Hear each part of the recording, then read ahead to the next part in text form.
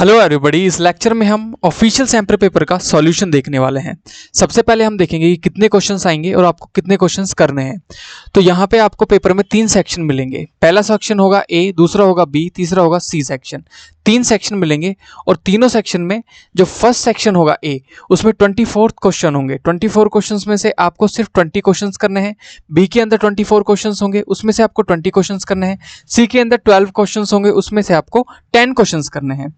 आपको एक सेक्शन में 24 है तो आप 4 क्वेश्चन कोई भी छोड़ सकते हो, और सी सेक्शन में 12 क्वेश्चन है, उसमें से 2 क्वेश्चन आप कोई भी छोड़ सकते हो। जो आपको हार्ड लगते हैं उनको आप छोड़ सकते हो, सिर्फ 2 को। तो इस तरीके से आएंगे 60 क्वेश्चंस। आपको अटेम्प्ट करना है 50 क्वेश्चंस। लेकिन 50 क्वेश्चंस कैसे अटेम्प्ट करने हैं? सेक्शन ए में से 4 छोड़ने हैं, बी में से 4 छोड़ने हैं और सी में से सिर्फ 2 छोड़ने हैं।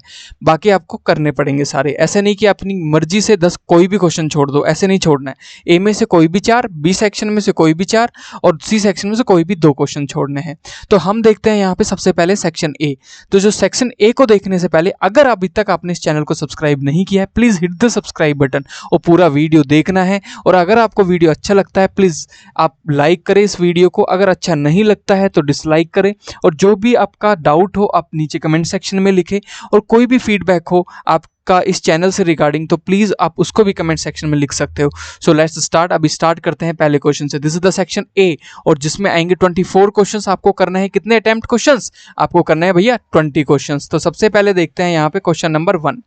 यहाँ पे बोला है कि रीमा नाम की एक लड़की है, उन्होंने यहाँ पे 5 ml लेड नाइट्रेट लिया है और उस 5 ml लेड नाइट्रेट को किसके साथ मिला दिया है? 4 ml पोटेशियम आयोडाइड के साथ मिला दिया है। तो बताओ क्या होगा, उसने क्या देखा, रिएक्शन कैसी हुई? तो ये केमिस्ट्री का क्वेश्चन है और ये थोड़ा सा एप्लीकेशन बेस्ड क्वेश्चन है, कलर बेस्ड क्वेश्चन है। तो यहाँ पे सबसे पहले जो रीमा है वो 2 चीजों को मिला रही है। तो सबसे पहले आपको रिएक्शन पता होना चाहिए कि जो आप यहाँ पे लेड नाइट्रेट और साथ में पोटेशियम आयोडाइड को मिलाओगे तो रिएक्शन होके जो प्रोडक्ट मिलेगा वो क्या मिलेगा। अगर आपको नहीं आएगा प्रोडक्ट क्या मिलेगा, कैसे मिलेगा, तो आपका क्वेश्चन गलत होने वाला है, याद रखना। तो देखो ध्यान से कैसे आएगा। यहाँ पे जो रिएक्शन होगी वो कुछ इस तरीके से होगी, double displacement reaction. Double displacement reaction का मतलब क्या होता है कि कोई भी एक पावरफुल मेटल कोई भी एक कम पावरफुल मेटल को किक मार के बाहर निकाल दे, उसके साथी से दूर कर दे और खुद उसकी जगह जाके बैठ जाए। इसको ही बोलते हैं क्या? Double displacement reaction. तो यहाँ पे ताकतवर कौन है? यहाँ पे जो पोटेशियम है वो ताकतवर है, वो क्या बोलेगा? लेड को आएगा और किक मारेगा और खुद नाइट्रेट के साथ में चिपक जाएगा। और यहाँ पे बनेगा आपका पोटेशियम नाइट्रेट और दूसरा प्रोडक्ट बनेगा आपका यहाँ पे लेड आयोडाइड। और जो लेड आयोडाइड होता है वो प्रेसिपिटेट की फॉर्म में बाहर निकलेगा। प्रेसिपिटेट क्या होते हैं? जो सॉल्यूशन होता है उसमें छोटे छोटे क्रिस्टल्स के जो टुकड़े आ जाते हैं उनको हम प्रेसिपिटेट बोलते हैं। तो जो आपका लेड आयोडाइड होगा उसका कलर होगा येलो कलर का, याद रखना है, येलो कलर का उसका कलर होने वाला है। तो यहाँ पे आपको येलो प्रेसिपिटेट मिलेगा। प्रेसिपिटेट का मतलब होता है जब रिएक्शन होती है तो छोटे छोटे छोटे छोटे सॉलिड टुकड़े आ जाते हैं, उनको प्रेसिपिटेट बोलते हैं। तो option B will be your correct answer, yellow precipitate was formed. Okay, let's move further. Second की तरफ चलते हैं। ये सीधा आपका एक्टिविटी से उठ के सीधा क्वेश्चन आपके आंखों के सामने आ गया है। कुछ भी नहीं है, बहुत इजी है। इसमें क्या बोला है कि जो टेस्ट ट्यूब होता है उसके अंदर डाइल्यूट सल्फ्यूरिक एसिड डाल दिया है, मतलब H2SO4 डाल दिया है, और उसके अंदर थोड़े थोड़े टुकड़े जिंक के डाल दिए गए हैं। तो जो रिएक्शन होके कौन सी गैस निकलने वाली है ये बताना है बस। तो आपको पहले H2SO4 जो कि एक क्या है? एसिड, और मेटल जो कि है जिंक, इन दोनों के बीच की रिएक्शन पता होनी चाहिए। जब ये दोनों रिएक्शन करते हैं तो जो रिजल्टेंट वैल्यू निकल के आती है वो क्या होती है? हाइड्रोजन गैस, और एक सॉल्ट बनता है जिंक सल्फेट। तो वो रिएक्शन अगर आपको नहीं पता है तो वो कुछ रिएक्शन ऐसी दिखाई देती है। Zn जो होता है वो हाइड्रोजन को किक मार के यहाँ पे डिस्प्लेसमेंट, डबल डिस्प्लेसमेंट नहीं, डिस्प्लेसमेंट रिएक्शन करता है और खुद उसकी जगह आके बैठ जाता है और यहाँ पे बनाता है हाइड्रोजन गैस, इवॉल्व होती है। तो जो बबल की फॉर्म में यहाँ पे जो गैस दिखाई गई है वो एक हाइड्रोजन गैस होगी। जब उसके पास में आप कैंडल लाओगे तो बस्ट पॉप साउंड प्रोड्यूस करेगी। तो ये एक एक्टिविटी है, तो option B will be your answer. Next question में बोला है कि मेटल को अगर डाइल्यूट HCl के साथ में मिला दिया जाए, देखो ये मेटल दे दिया ऊपर, और अगर इसको डाइल्यूट HCl के साथ में मिला दिया जाए तो मेटल सॉल्ट और गैस निकलती है। तो गैस कौन सी निकलती है? मैंने पहले ही बताया, मेटल को अगर एसिड में मिलाओगे तो हाइड्रोजन गैस इवॉल्व होगी। लेकिन जरूरी नहीं है कि हर एक मेटल ही एसिड से रिएक्शन करे, क्योंकि बहुत सारे ऐसे मेटल्स होते हैं जैसे कि गोल्ड हो गया, चांदी हो गई, आपका कॉपर हो गया, ये नॉन रिएक्टिव टाइप के मेटल्स होते हैं, ये बहुत स्लो या बिल्कुल नहीं रिएक्शन करते हैं। तो आपको पता कैसे चलेगा कि कौन हाईली रिएक्टिव है, कौन लेस रिएक्टिव है, कौन मोस्ट रिएक्टिव है, कौन लीस्ट रिएक्टिव है? तो उसके लिए आपको आना चाहिए रिएक्टिविटी सीरीज। देखो रिएक्टिविटी सीरीज क्या होती है, ये आपकी रिएक्टिविटी सीरीज है। जो सबसे ज़्यादा रिएक्टिव होता है वो होता है potassium, sodium, calcium, magnesium, aluminium, zinc. जो सबसे कम रिएक्टिव होता है वो होता है आपका कॉपर, सिल्वर, गोल्ड, प्लेटिनम। तो कॉपर, सिल्वर, गोल्ड, प्लेटिनम किसी से भी रिएक्शन नहीं करेगा तो कोई भी गैस इवॉल्व नहीं करेगा। लेकिन जो मैग्नीशियम होता है वो रैपिड बबलिंग, यहाँ पे रैपिड रिएक्शन देखने को मिलता है। जो आपका आयरन होता है, जो जिंक होता है, वो बहुत जल्दी आपको रिएक्शन देखने को देता है। तो यहाँ पे देखते हैं कि जो मेटल्स दिए हुए हैं एक कॉलम में बोला है कि गैस इवॉल्व होगी कि नहीं होगी। तो कॉपर में रिएक्शन नहीं होगा, लेकिन इन्होंने लिखा है कि यहाँ पे गैस इवॉल्व होगी, तो ये तो हो ही नहीं सकता। जो आपका फर्स्ट ऑप्शन है वो तो गलत है। सेकंड में बोला है कि जो आयरन है वो करेगा, तो ये करेक्ट ऑप्शन है, जो सेकंड वाला है करेक्ट है।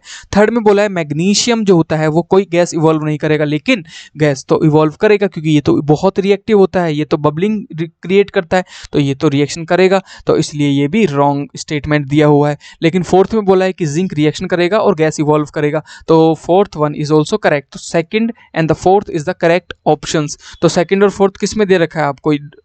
Option D is the correct answer, second and the fourth. Clear, समझ में आ गया होगा। कॉपर एक लीस्ट रिएक्टिव मेटल है जो कि रिएक्शन ना के बराबर करता है, तो आंसर होगा option D. Everything is clear till now, let's move further, आगे चलते हैं। बोला है विच of the following correctly represent the balance chemical equation. देखो केमिकल इक्वेशन को जब हम लिखते हैं तो उसमें क्या होता है, LHS और RHS में जो एलिमेंट्स होते हैं उनके नंबर इक्वल होने चाहिए, because to fulfil the law of conservation of mass. Mass का लॉ जो होता है, जो LHS में जितना मास है उतना ही RHS में प्रेजेंट होना चाहिए, ये होता है कंजर्वेशन ऑफ मास। ठीक है, LHS में जितना है उतना ही RHS में होना चाहिए। तो यहाँ पे जो बैलेंस जो इक्वेशन नहीं होती है उसको अनबैलेंस्ड इक्वेशन बोलते हैं या फिर स्केलेटल इक्वेशन बोलते हैं। तो करना जरूरी है क्योंकि हमें उसको वहाँ पे वेरीफाई करना पड़ता है कंजर्वेशन लॉ ऑफ मास को। तो यहाँ पे पहले ऑप्शन में देखते हैं, जो आयरन है, जो आपका Fe है वो 1 है और यहाँ पे 3 है, तो ये तो बैलेंस है ही नहीं। दूसरे बी में देखते हैं, यहाँ पे Fe3 है, यहाँ पे Fe3 है, यहाँ पे हाइड्रोजन 8 है, यहाँ पे भी हाइड्रोजन 8 है, यहाँ पे ऑक्सीजन 4 है, यहाँ पे भी ऑक्सीजन कितना है 4, क्योंकि H2O के साथ आगे क्या लगा हुआ है 4 लगा हुआ है, तो ऑक्सीजन से भी 4 मल्टीप्लाई होगा, तो option B will be correct answer. आगे जाने की जरूरत है ही नहीं, यही आपकी बैलेंस है। यही पूछा कि इनमें से कौन सा बैलेंस है। लेट्स मूव फर्दर, आगे चलते हैं। द ग्राफ गिवन बिलो, एक नीचे ग्राफ दिया हुआ है, ग्राफ को देख के बिल्कुल बिल्कुल बिल्कुल नहीं डरना है आपको। और किसका ग्राफ दिया हुआ है? न्यूट्रलाइजेशन रिएक्शन का। न्यूट्रलाइजेशन रिएक्शन क्या होती है? जब एसिड बेस के साथ में मिलके सॉल्ट और वाटर बनाता है उसको न्यूट्रलाइजेशन रिएक्शन बोलते हैं। अब यहाँ पे ये बोला हुआ है कि ये बता दो कि अगर मैं इस न्यूट्रलाइजेशन रिएक्शन में एसिड क्या कर दूं, एक्सेस ऑफ द एसिड करता जाता हूं, एक्सेस ऑफ द एसिड को बढ़ाता जाता हूं, तो कौन सा लेटर है? Which letter denotes the area of the graph और both acid and salt are present. तो कौन सा ऐसा लेटर है? यहाँ पे लेटर दिए हुए हैं ग्राफ में ABCD। ध्यान से ग्राफ को पढ़ते हैं। ग्राफ में क्या दिया हुआ है? वाई एक्सिस पे दिया हुआ है pH, मतलब ऊपर ऊपर ऊपर जाओगे तो pH बढ़ेगा बढ़ेगा बढ़ेगा, जैसे नीचे नीचे नीचे आओगे pH कम होगा, जैसे जैसे pH बढ़ेगा इसका मतलब है बेसिक इन नेचर, जैसे जैसे pH कम होगा एसिडिक इन नेचर। तो जहाँ पे एसिड बढ़ा रहे हैं तो यहाँ पे कौन सा pH ज़्यादा होगा कि कम होगा? ऑफकोर्स कम होगा। तो कौन सा लेटर रिप्रेजेंट कर रहा है कम pH को? तो लेटर D। तो यहाँ पे D जो होगा वो एसिड के एक्सेस को रिप्रेजेंट कर रहा है, तो option D will be your answer. Clear हो गई इतनी बात? लेट्स मूव फर्दर, आगे चलते हैं। In the reaction of iron with copper sulphate solution, यहाँ पे एक आपको रिएक्शन दी हुई है CuSO4 के साथ में आयरन की। आयरन और Fe का रिएक्शन दिया हुआ है और यहाँ पे जो रिजल्टेंट जो आपका प्रोडक्ट बन रहा है वो बन रहा है यहाँ पे फेरस सल्फेट या फिर आयरन सल्फेट। तो ये एक डिस्प्लेसमेंट रिएक्शन होने के साथ साथ क्या है, यहाँ पे रेडॉक्स रिएक्शन भी, यहाँ पे रिड्यूसिंग एजेंट है, ऑक्सीडाइज एजेंट है। तो आपको सबसे पहले यही पता होना चाहिए कि यहाँ पे इन्होंने बोला है कि इस रिएक्शन में ये बताओ सब्सटेंस जो है जो कि ऑक्सीडाइज हो रखा है वो कौन सा है, ऐसा एलिमेंट बताओ जिसका रिडक्शन हुआ है, जो कि रिड्यूसिंग एजेंट की तरह काम कर रहा है। तो सबसे पहले आपको यही पता होना चाहिए कि ऑक्सीडाइज होना और ऑक्सीडाइजिंग एजेंट क्या होता है, रिडक्शन होना और रिड्यूसिंग एजेंट क्या होता है। ध्यान से सुनो, देखो चार चीजें आपको यहाँ पे ध्यान रखनी है। ऑक्सीडाइज होने का मतलब है किसी भी एलिमेंट के साथ में ऑक्सीजन जुड़ जाना पहला, या फिर किसी भी ऑक्सीजन से हाइड्रोजन निकल जाना, उसको बोलते हैं कि इस सब्सटेंस का ऑक्सीडाइजेशन हो चुका है। और जिसकी वजह से होता है, जिस भी एलिमेंट की वजह से होता है, उसको बोलते हैं ऑक्सीडाइजिंग एजेंट। क्लियर? उसको बोलेंगे ऑक्सीडाइजिंग एजेंट। क्लियर हो गई इतनी बात? ओके। रिडक्शन होने का मतलब है हाइड्रोजन जुड़ना या फिर ऑक्सीजन हट जाना, बोलेंगे कि इसका रिडक्शन हुआ है।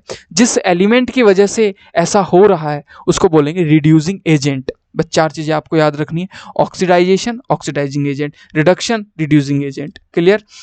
इस रिएक्शन में आपको बताना है कि कौन ऑक्सीडाइज हुआ है और कौन रिड्यूसिंग एजेंट है। तो ध्यान से देखो, इस रिएक्शन को और डिटेल में समझाता हूँ। देखो यहाँ पे CuSO4 के साथ में ऑक्सीजन लगा हुआ था, Fe ने क्या किया, यहाँ पे डिस्प्लेस कर दिया किसको, बोला कि Cu तू निकल, मैं बैठता हूँ, तू कम रिएक्टिव है, मैं ज़्यादा रिएक्टिव हूँ, मैं SO4 के साथ में बैठूंगा। और Cu बैठ गया अलग से आके, तो ऑक्सीजन निकल गया ना इससे। और कौन ऑक्सीजन के साथ जाके मिल गया, Fe। तो ऑक्सीडाइज कौन हो रहा है, Fe। तो यहाँ पे A और B ऑप्शन में Fe दे रखा है। ठीक है, तो देखते हैं आगे। आगे पूछा है कि रिड्यूसिंग एजेंट कौन है। रिड्यूसिंग एजेंट का मतलब है रिड्यूस किसकी वजह से हो रहा है, कौन रिड्यूस हो रहा है, रिडक्शन किसका हो रहा है, CuSO4 का रिडक्शन हो रहा है, मतलब Cu का हो रहा है। Cu का किसकी वजह से हो रहा है रिडक्शन, Fe की वजह से। Fe ने ही तो हटाया उसको ऑक्सीजन से। तो यहाँ पे पहले ही ऑप्शन में दोनों में Fe दे रखा है, तो option A will be your answer. Let's move further, आगे चलते हैं भाई। The chemical reaction between the copper and the oxygen can be categorise as, अगर मैं कॉपर को ऑक्सीजन से मिला देता हूं, दो चीजें मिल रही हैं, तो उसको बोलेंगे कंबाइंड या फिर कॉम्बिनेशन रिएक्शन। जब एक रिएक्शन कंबाइंड रिएक्शन होती है, उसमें दो चीजें मिल जाती हैं। तो यहाँ पे कॉपर किसके साथ मिल रहा है, ऑक्सीजन के साथ में। कैसे मिलता है, ऐसे मिलता है। जब मेटल ऑक्सीजन से मिलता है तो मेटल ऑक्साइड बनाता है। अब इसके बारे में थोड़ी सी और जानकारी देता हूं मैं आपको। मेटल जब ऑक्सीजन से मिलता है तो मेटल ऑक्साइड बनाता है, और जो मेटल ऑक्साइड होते हैं उनका नेचर बेसिक इन नेचर होता है। वो बेसिक इन नेचर में पाए जाते हैं, मतलब उसका बिहेवियर बेस की तरह होता है, एल्कलीज की तरह होता है। और जो जितने भी नॉन मेटल के ऑक्साइड्स होते हैं उनका बिहेवियर एसिड की तरह होता है। लेकिन लेकिन लेकिन कुछ ऐसे मेटल हैं दुनिया में जो होने तो बेसिक चाहिए लेकिन बिहेव वो एसिड की तरह करते हैं, उनको एम्फोटेरिक बोलते हैं। कौन कौन से हैं भाई, एक है आपका एल्युमिनियम, इसका ऑक्साइड, और एक है आपका जिंक और एल्युमिनियम के ऑक्साइड्स होने तो बेसिक चाहिए बिकॉज ये क्या है, मेटल है, लेकिन बिहेव करते हैं ये एसिड की तरह, इनको बोलते हैं एम्फोटेरिक। आगे क्वेश्चन आएगा उसमें देखेंगे। लेट्स मूव फर्दर, आगे चलते हैं। Which of the given option correctly represent the parent acid and the parent base of the calcium carbonate. तो बताओ कैल्शियम कार्बोनेट क्या है, एक सॉल्ट है, तो पक्का ये किसी ना किसी एसिड और किसी न किसी बेस से मिलके बना होगा। बेस और एसिड मिले होंगे तब मिला, तो बता दो किस बेस से किस एसिड से ये बना हुआ है। तो जो आपका कैल्शियम कार्बोनेट है वो CaOH का होल ट्वाइस और H2CO3 से मिलके बना होता है। H2CO3 यहाँ पे क्या होता है, एसिड होता है, और CaOH का होल ट्वाइस यहाँ पे बेस होता है। अगर मैं रिएक्शन की बात करूँ तो कुछ इस तरीके की आपको रिएक्शन देखने को मिलेगी। CaOH का होल ट्वाइस और H2CO3 दोनों क्या करते हैं, एक दूसरे से डबल डिस्प्लेसमेंट रिएक्शन करते हैं। यहाँ पे जो ये CaOH का होल ट्वाइस है ये क्या होता है, बेस होता है। याद रखना ये बेस होता है, ये आपका एसिड होता है। तो एसिड जब बेस से मिलता है तो यहाँ पे CaCO3 जो कि एक सॉल्ट होता है वो आपको रिजल्ट में देता है, साथ में पानी भी निकालता है, पानी भी रिलीज करता है। तो यहाँ पे कौन से ऑप्शन में आ रहा है, ऑप्शन बी में आ रहा है, तो option B is the correct answer. Let's move further. How will you protect yourself from the heat generated while diluting a concentrated acid. मैं आपको एक फ्लास्क में बहुत सारा HCl या H2SO4 भर के कोई भी एक एसिड दे देता हूं और मैं बोलता हूं एक काम करो इसको ना पतला करके लाओ, तो उसमें आप पानी मिलाओगे। अब दो ऑप्शन है, पानी उसमें मिला दो, पानी को उसमें मिला दो। तो हमेशा याद रखना एसिड को पानी में डालते हैं, ना कि पानी में एसिड डालते हैं। क्यों, उसका रीजन है देखो। अगर मैं पानी लेके डाल दूंगा एसिड में तो अचानक से ब्लास्ट हो सकता है, एक्सप्लोजन हो सकता है। तो हम क्या करते हैं, एसिड को बहुत बड़े जार में टिप टिप करके डालते हैं। We have to add the acid to the water. तो यहाँ पे ऑप्शन ए में दे रखा है by adding the acid to the water, तो कांस्टेंट स्ट्रिंग के साथ में। तो option A will be your answer. Everything is clear till now, let's move further, आगे चलते हैं। Why is it important to balance a skeletal chemical equation. First you have to know about the what is the skeletal chemical equation. I already told you, ऐसी chemical equation जो कि balance नहीं होती उसको हम क्या बोल देते हैं, स्केलेटल केमिकल इक्वेशन बोल देते हैं। ज़्यादा तेज हो रहा है ना, आई नो, लेकिन समझ में आपको आ रहा होगा। स्केलेटल केमिकल इक्वेशन का मतलब होता है जो कि बैलेंस नहीं है। तो उसको क्यों बैलेंस करते हैं? क्योंकि हमें वेरीफाई करना होता है conservation law of mass. Conservation law of mass का मतलब होता है ना तो मास बनाया जा सकता, ना मास मिटाया जा सकता है, इसको बोलते हैं हम कंजर्वेशन लॉ ऑफ मास। तो इसको वेरीफाई करने के लिए हम क्या करते हैं, हम इसको बैलेंस करते हैं। लेट्स मूव फर्दर, आगे चलते हैं। This is the question from the biology. तो बायोलॉजी में आपको यहाँ पे कुछ लेवलिंग दी हुई है, 1 2 3 4, ठीक है। 1 2 3 4 दिया हुआ है और पूछा है कि ये बता दो यहाँ पे 1 2 3 4 कुछ ना कुछ क्या है, आपके पार्ट हैं रेस्पिरेटरी सिस्टम के, रेस्पिरेशन के आपके पार्ट है। तो उनका जो राइट फंक्शन है वो बताना आपको। तो सबसे पहले मैं रेस्पिरेटरी सिस्टम को थोड़ा सा डिटेल में समझाने की कोशिश करता हूँ। तो क्या होता है, जो आपकी हवा होती है वो नोस्ट्रिल्स के थ्रू या नेजल पास के थ्रू अंदर जाती है। अंदर जाती है, सबसे पहले मुलाकात होती है उसकी फेरिंग्स और लैरिंग्स, जिसको वॉइस बॉक्स बोलते हैं। उसके बाद में ट्रैकिया होता है। ट्रैकिया एक बोनी केस से क्या होता है, कवर्ड होता है, प्रोटेक्टेड होता है। लेकिन लेकिन लेकिन उसका एक ही काम होता है, सिर्फ रास्ता प्रोवाइड कराना कि जाओ हवा आराम से जाओ। उसके बाद में दो पार्ट में बढ़ जाता है ये आपका जो ट्रैकिया होता है, उनको बोलते हैं ब्रांचेस, मतलब ब्रांच, याद रखो ब्रांचेस मतलब ब्रांच। और ब्रांचेस के बाद में सीधे फेफड़ों के अंदर चला जाती है हवा, और हवा जाने के बाद में ये जो फेफड़े होते हैं वो कवर होते हैं, आपका सुरक्षित होते हैं किससे, रिब से, रिब केज होता है उससे सुरक्षित होते हैं। और जो आपका एल्वियोलीज होती हैं वो क्या होती हैं, थिन वॉल्ड और कंप्लीटली छोटी छोटी कैपिलरीज होती हैं वहाँ पे ब्लड की, जिसमें ब्लड सप्लाई रिच होती है, बहुत ज़्यादा ब्लड सप्लाई से रिच होती हैं और वो वहाँ पे फैली होती हैं। उनका काम होता है ऑक्सीजन को देना, CO2 को लेके आपके रेस्पिरेशन से नाक से बाहर निकाल देना। तो यहाँ पे एल्वियोलीज होती हैं, जो कि इसके अंदर बहुत सारी अनगिनत एल्वियोलीज होती है, ग्रेप लाइक स्ट्रक्चर्स होती हैं। तो एल्वियोलीज थिन वॉल से बनी होती है, गैस का एक्सचेंज करती हैं ये। तो ये पूरा रेस्पिरेशन का काम करता है, ये फेफड़े इस तरीके से आपके काम करते हैं।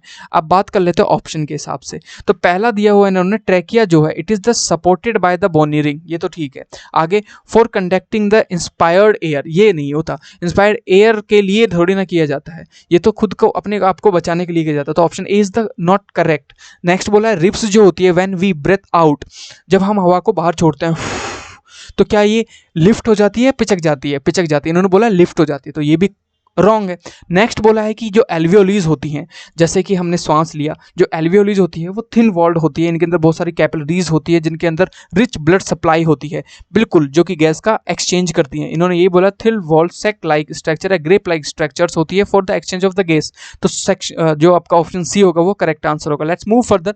यहाँ पे आपको क्या दे दिया, एक डायग्राम दे दिया डाइजेस्टिव सिस्टम का। तो डाइजेस्टिव सिस्टम कहाँ से शुरू होता है, मैं एक बार डाइजेस्टिव सिस्टम का आपको दिखा देता हूँ। जैसे ही हम खाना तोड़ा आपने और चबाया, तो फूड का डाइजेशन आपके दांतों से शुरू हो जाता है। कैसे, जो आपकी ग्लैंड्स होती हैं ना, सलाइवरी ग्लैंड्स, जिससे सलाइवा निकलता है, उसमें होता है एमाइलेज। जैसे आपने बहुत ज़्यादा मीठा खाया, स्टार्च खाया, उसका डाइजेशन मुंह से स्टार्ट हो जाता है।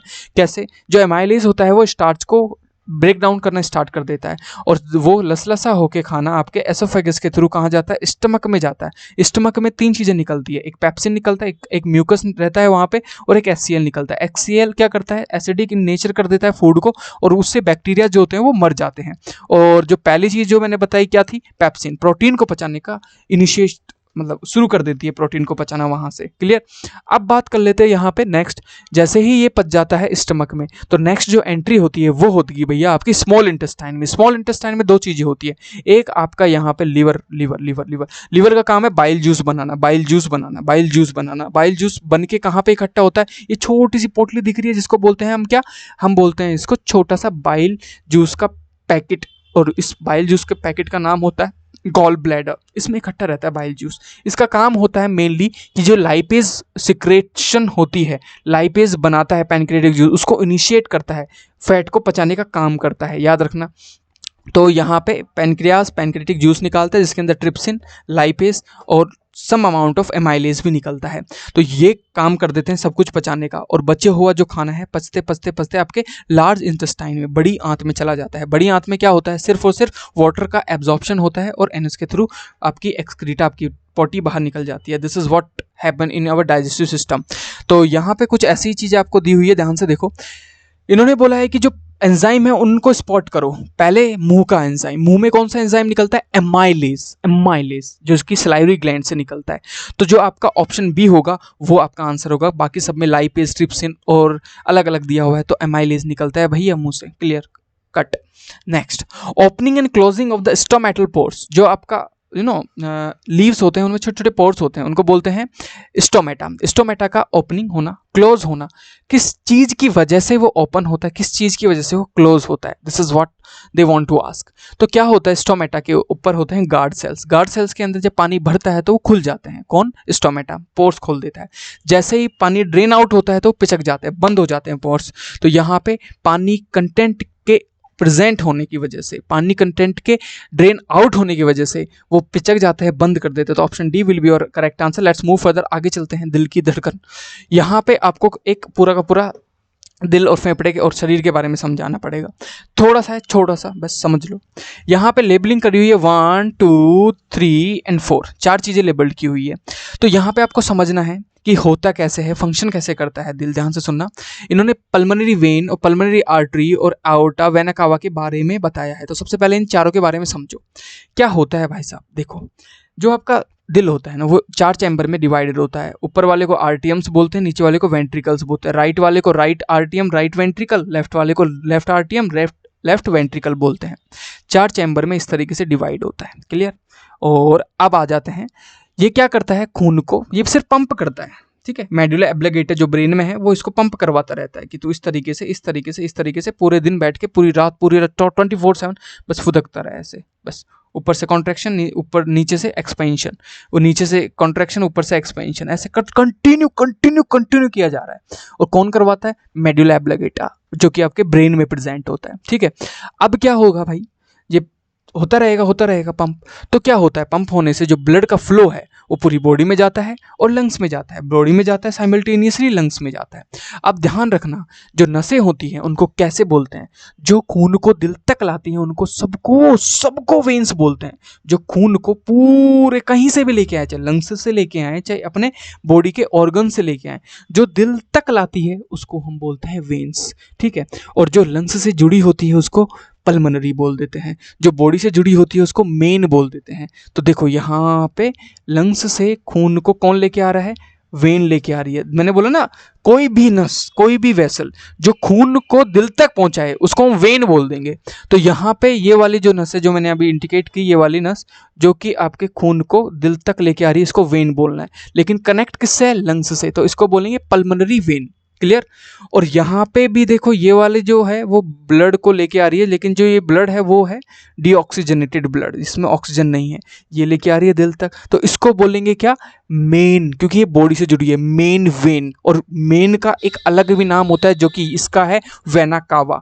और जो खून को लेके जाए, बाहर लेके जाए, उसको बोलते हैं आर्टरी। दिल से निकाल के खून को ले जाए उसको बोलते हैं आर्टरी। तो जो लंग्स से कनेक्टेड हो वो पल्मोनरी आर्टरी, और जो बॉडी से कनेक्टेड हो वो बोलेंगे मेन आर्टरी। और मेन आर्टरी का एक और नाम होता है आओर्टा। क्या होता है, AORTA, आओर्टा, ठीक है। आरोटा भी बोल देते हैं कई लोग, लेकिन the real name is the aorta, ठीक है। तो याद रखना है, aorta and the vena cava and the pulmonary artery and the pulmonary vein. Vein वो जो खून को लेके आए, कहाँ तक, दिल तक। और जो लेके जाए वो क्या होगा, जो लेके जाए, बाहर निकाल के ले जाए, उनको बोलेंगे आर्टरीज। जो लंग्स से कनेक्टेड होते हैं उनको पल्मोनरी आर्टरीज, जो कि बॉडी तक कनेक्टेड होती है उनको हम मेन नाम से बोलते हैं। और मेन का दोनों का ही अलग नाम होता है, मेन भी बोल देते हैं, मेन वेन, मेन आर्टरी भी बोल दोगे तो भी चलेगा, लेकिन मेन का नाम होता है aorta and the vena cava, clear. Okay, अब इनका फंक्शन दिया हुआ है, यहाँ पे दिया हुआ है। जो पल्मोनरी वेन है उसका फंक्शन दिया हुआ है, टेक्स इम्प्योर ब्लड। देखो पल्मोनरी वेन कहाँ है, पल्मोनरी मतलब जो लंग्स से जुड़ी, पल्मोनरी वेन। पल्मोनरी वेन का काम होता है लंग्स से दिल तक खून को लेके आना। लेकिन इन्होंने बोला takes impure blood from the body part. No, ये तो प्योर ब्लड को लंग्स से कहाँ तक, दिल तक लेके जाती हैं, तो ये तो गलत हो गया ऑप्शन। नेक्स्ट बोला है पल्मोनरी आर्टरी जो है वो takes blood from the lungs to heart, lungs से हार्ट तक लेके जाती है पल्मोनरी आर्टरी। तो मैंने बोला दिल में ले जाने वाले को तो वेन्स बोलते हैं, दिल में ले जाने वाले को तो वेन्स बोलते हैं, तो ये भी ऑप्शन गलत हो गया।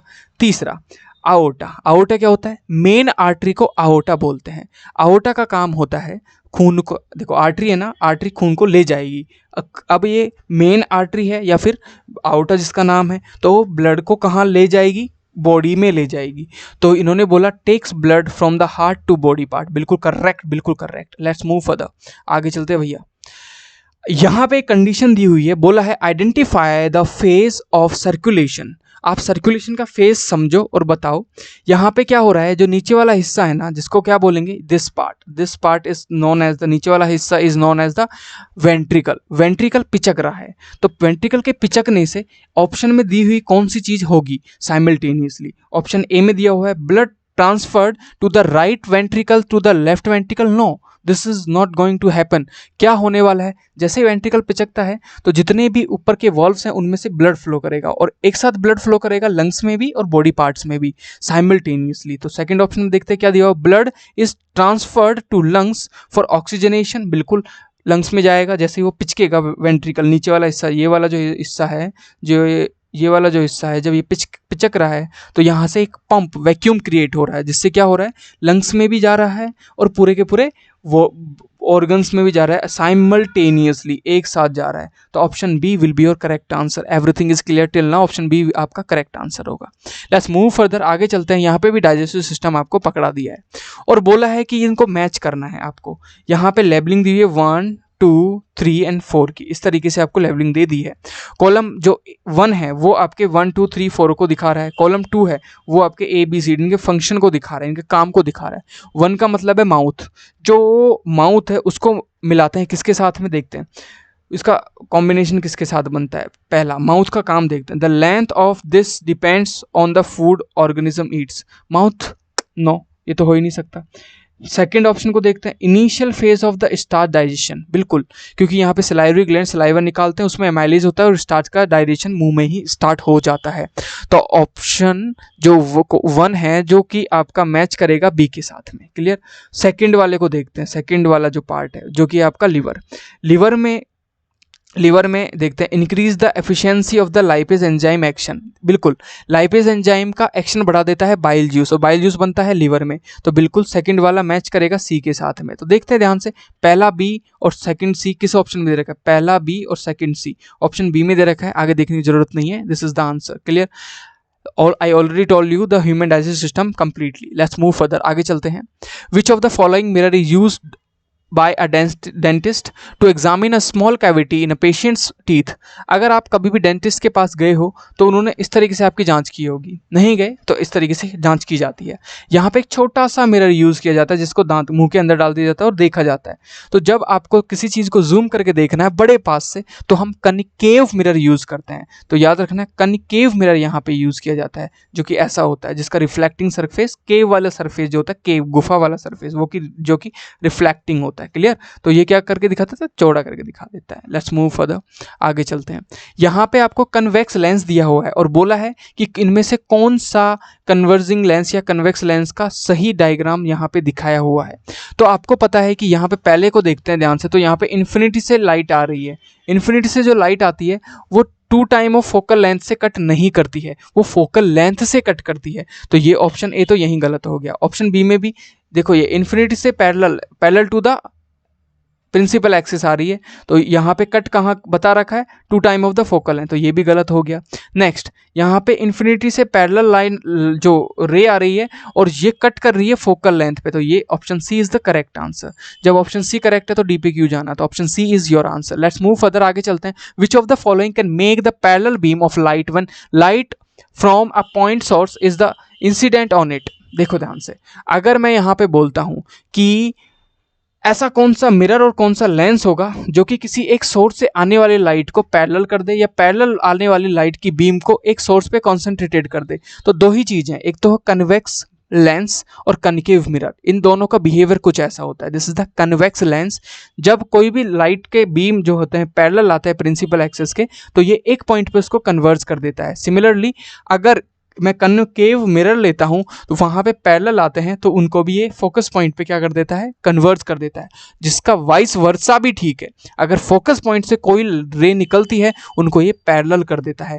और सिमिलरली मिरर में भी ऐसा ही किया जाता है। तो कन्वेक्स तो आपको लेंस रखना है और कनकेव मिरर रखना है, तो option A will be your answer. Let's move further, आगे देखते हैं। यहाँ पे आपको कुछ इंडिसेस दिए हुए हैं, कौन से, रिफ्रैक्टिव इंडेक्स दिए हुए हैं, बेसिकली ग्लास के, एयर के, वाटर के। तो रिफ्रैक्टिव इंडेक्स का मतलब क्या होता है, रिफ्रैक्टिव इंडेक्स का मतलब होता है, देखो रिफ्रैक्टिव इंडेक्स का बेसिकली मतलब होता है कि कोई भी लाइट है, कोई भी मीडियम है उसमें लाइट क्या कर रही है, एंटर कर रही है।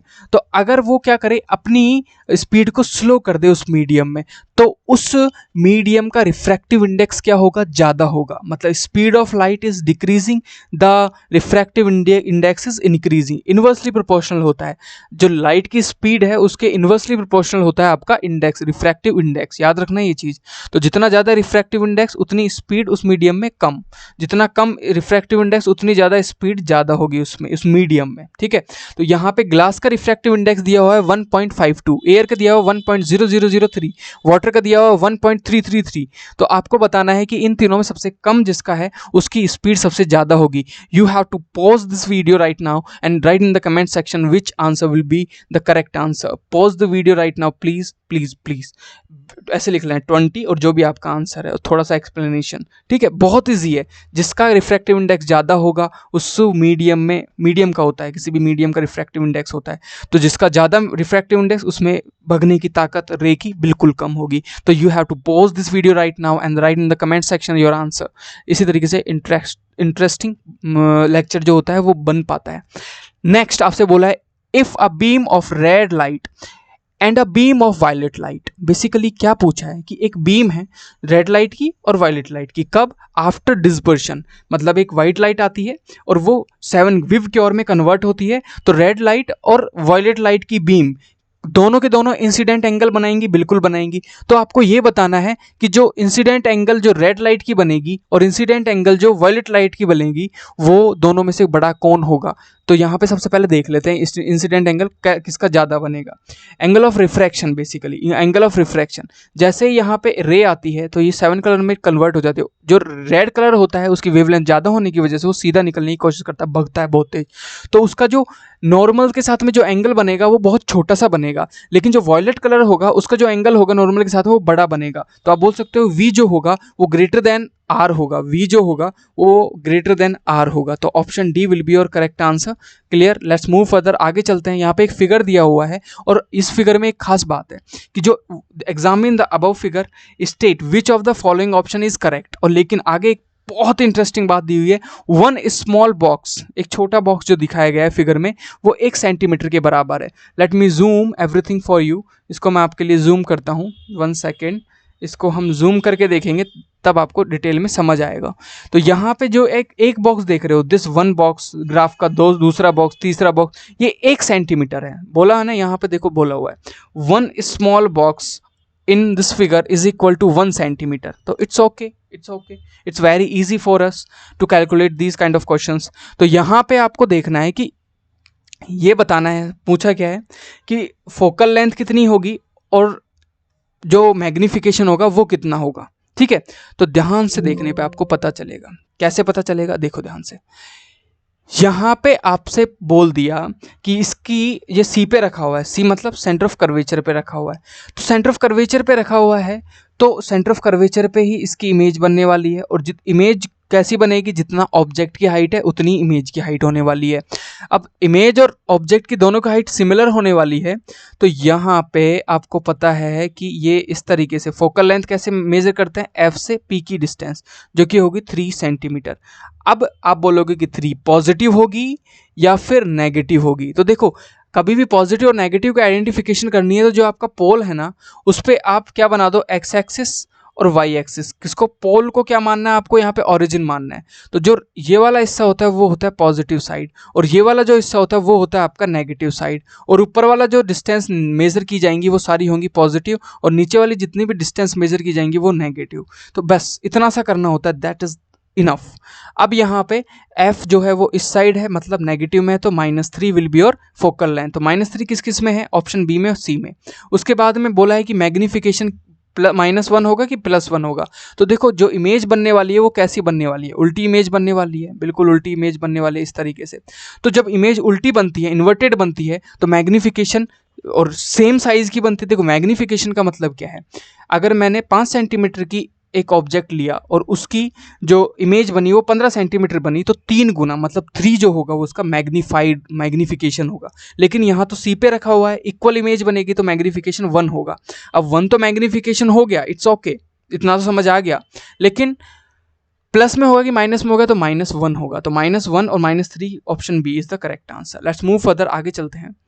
इस तरीके से इमेज बनेगी आपके, देखो सी पे कोई भी चीज़ रखी होती है उसकी इमेज उल्टी बनती है और एग्जैक्टली सेम बनती है। क्लियर? नेक्स्ट, यहाँ पे एक आपको हेमिस्फेरिकल ग्लास स्लैब दिया हुआ है, बोला है कि जो इंसिडेंट होगा, the angle of incident from air to glass at the point O on the hemispherical slab कितने डिग्री का होगा। तो देखो ध्यान से, इस तरीके से आपका क्या है, हेमिस्फेरिकल स्लैब है, तो यहाँ पे जो रे आ रही होगी वो इस पॉइंट पे टकराएगी और जो नॉर्मल बनेगा वो भी इस पॉइंट पे इस तरीके से डॉटेड पॉइंट में बनेगा। तो दोनों के बीच में जो एंगल बनेगा वो कितना डिग्री का बनेगा, 0 डिग्री का बनेगा। अगर दोनों के बीच में 0 डिग्री का बनेगा तो यहाँ पे आंसर दे रखा है 0 डिग्री, ऑप्शन में option B will be your answer, the 0 degree. Okay, let's move further, आगे चलते हैं। एक प्रिज्म दे दिया और प्रिज्म का नाम दे दिया ABC, और ABC प्रिज्म में जो BC है वो आपका बेस है।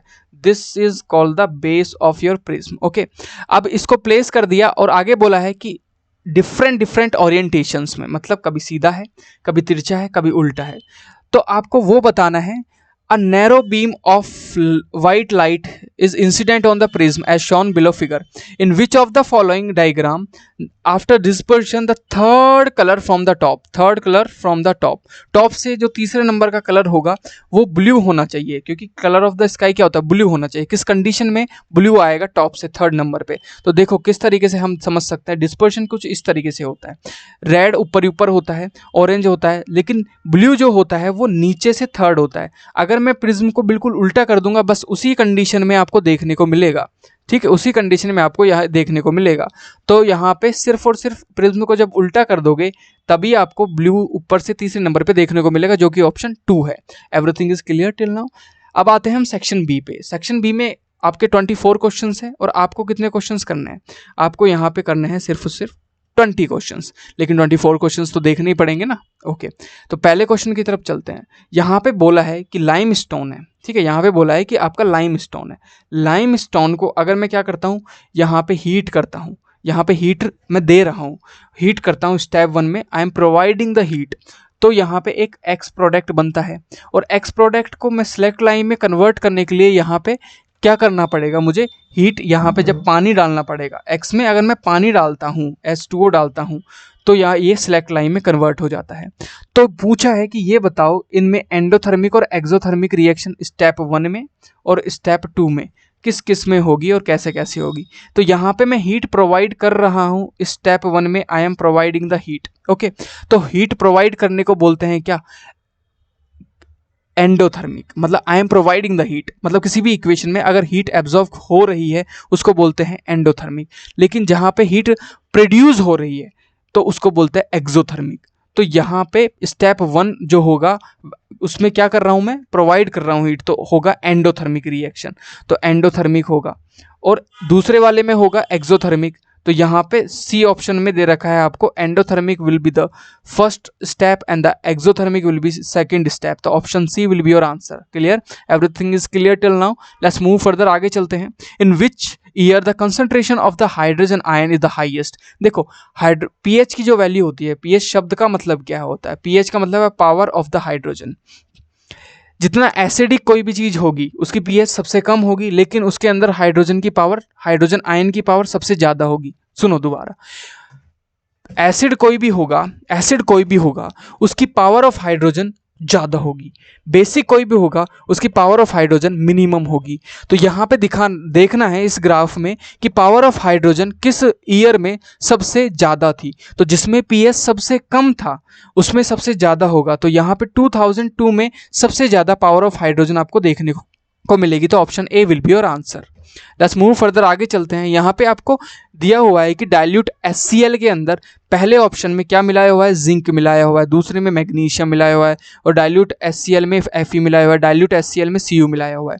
बोला है, पूछा है कि ये बताओ जो मैग्नीशियम है ना वो तैर क्यों रहा है, सारे के सारे तो बॉटम में जमा है, ये तैर क्यों रहा है, जो मैग्नीशियम है वो तैर क्यों रहा है, फ्लोट क्यों कर रहा है।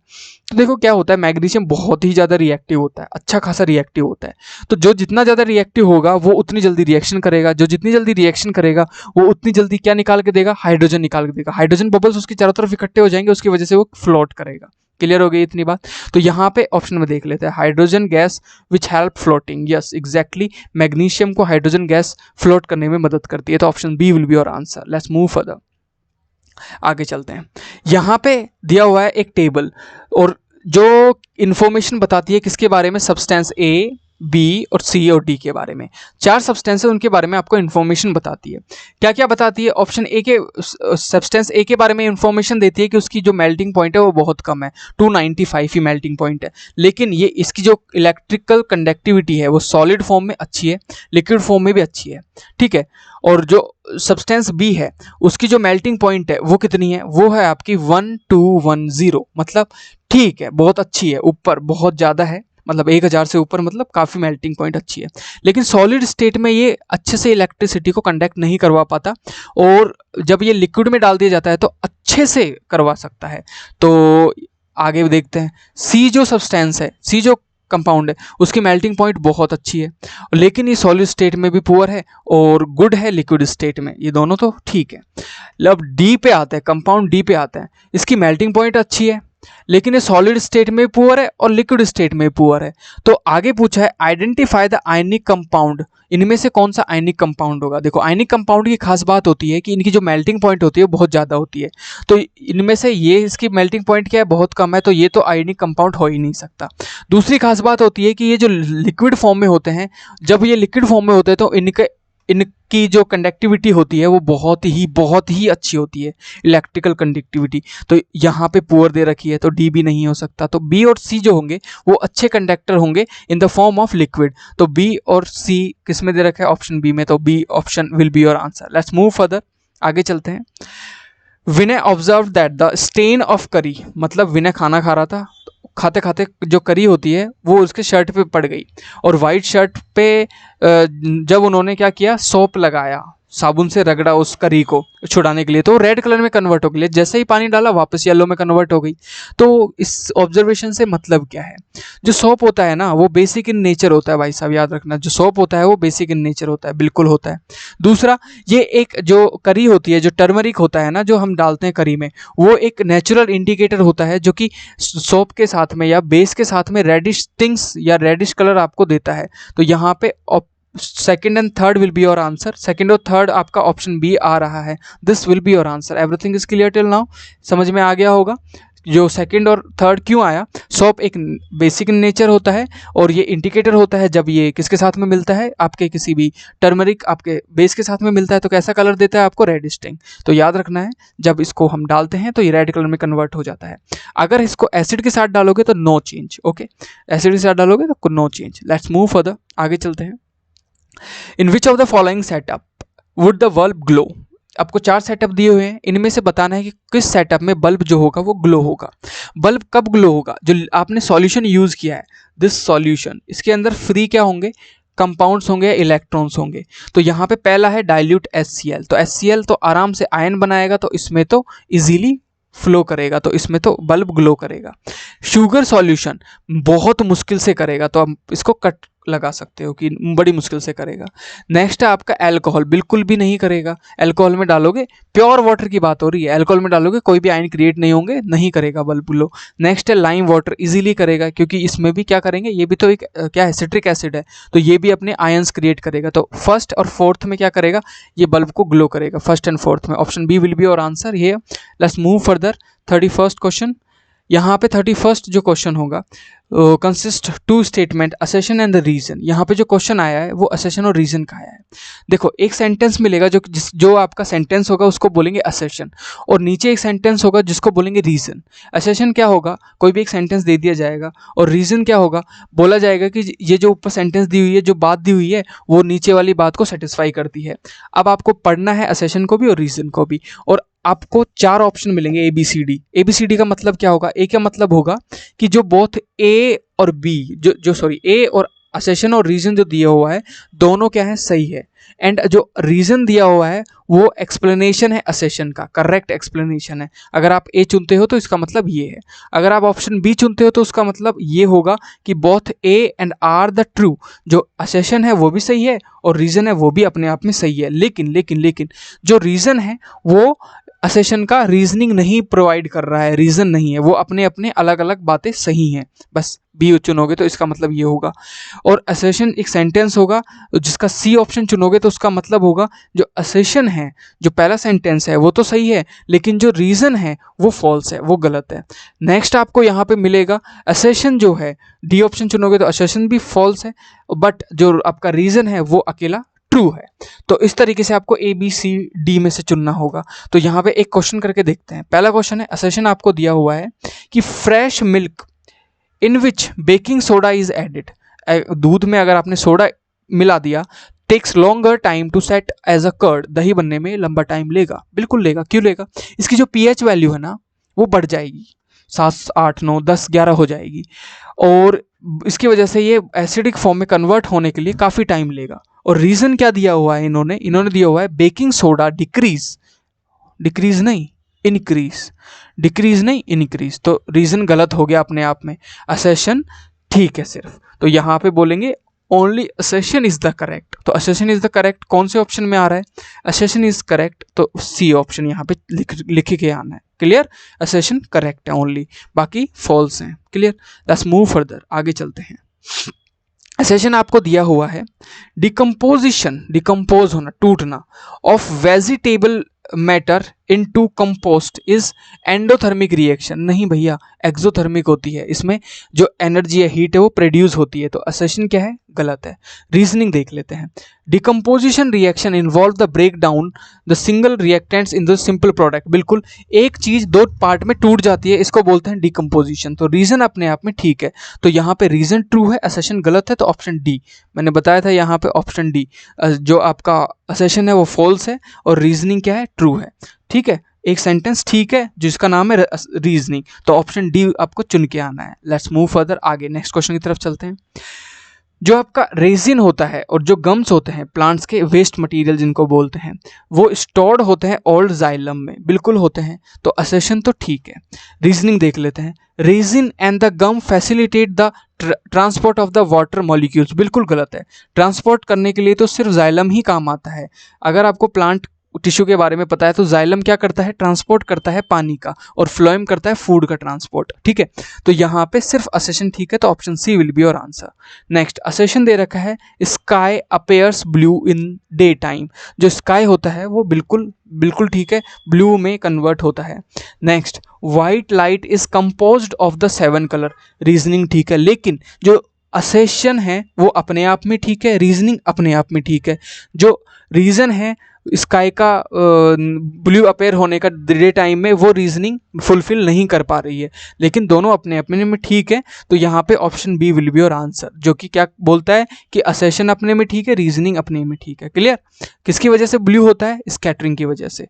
नेक्स्ट, 35th क्वेश्चन क्या बोल रहा है? 35th क्वेश्चन में आपको बोला है the table given below shows the reaction of few elements with the acid and the base to evolve hydrogen gas. ठीक है, आपको कुछ एलिमेंट्स दे रखे हैं यहाँ पे ए बी सी डी, ठीक है, और बोला है कि एसिड के साथ और बेस के साथ में रिएक्शन करेंगे कि नहीं करेंगे, ऐसा कुछ बोला है।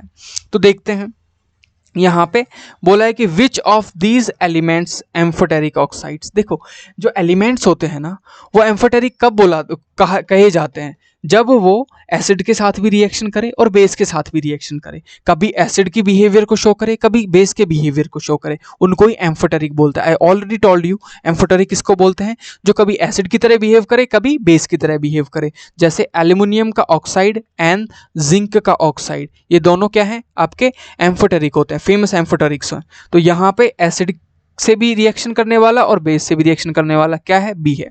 यहाँ पे एसिड से भी रिएक्शन करने वाला, बेस से भी रिएक्शन करने वाला क्या है? डी है। तो बी एंड डी किस में दिया हुआ है? ऑप्शन बी में। तो option B will be your answer. Let's move further, आगे देखते हैं। In which of the following groups of the organism blood flows through the heart only once during one cycle passes through the body। देखो, हम जो लोग होते हैं ना, मैमल्स जो होते हैं, उनके दिल के 4 चैम्बर होते हैं, ventricle, atrium, right ventricle, left ventricle, right atrium, left atrium. तो जो ब्लड होता है वो 2 बार एक सर्कल में 2 बार सर्कुलेट होता है, इसको बोलते हैं double circulation of the blood. लेकिन जितने भी फिश होती हैं, जो मछलियां होती हैं, जो मैमल्स नहीं होती हैं, उनके सिर्फ 2 ही चैम्बर होते हैं। ब्लड एक बार आता है और पूरे बॉडी में चला जाता है, फिर एक बार आता है, इस तरीके से। ये इनका दिल होता है। कितने चैम्बर है? सिर्फ 2 ही है, first chamber and the second chamber. तो जितनी भी फिशेस होती हैं उनके बॉडी के अंदर सिर्फ सिंगल सर्कुलेशन होता है। तो आपसे पूछा है कि किस ग्रुप में, बताओ कि किस में होता है। तो रैबिट, पहला ऑप्शन है रैबिट। तो रैबिट तो अपने आप में मैमल है, तो ये तो हो ही नहीं सकता। फ्रॉग, क्रोकोडाइल, ये तो आपका हो ही नहीं सकता, ये मैमल में, ये एम्फीबियंस में आ गए।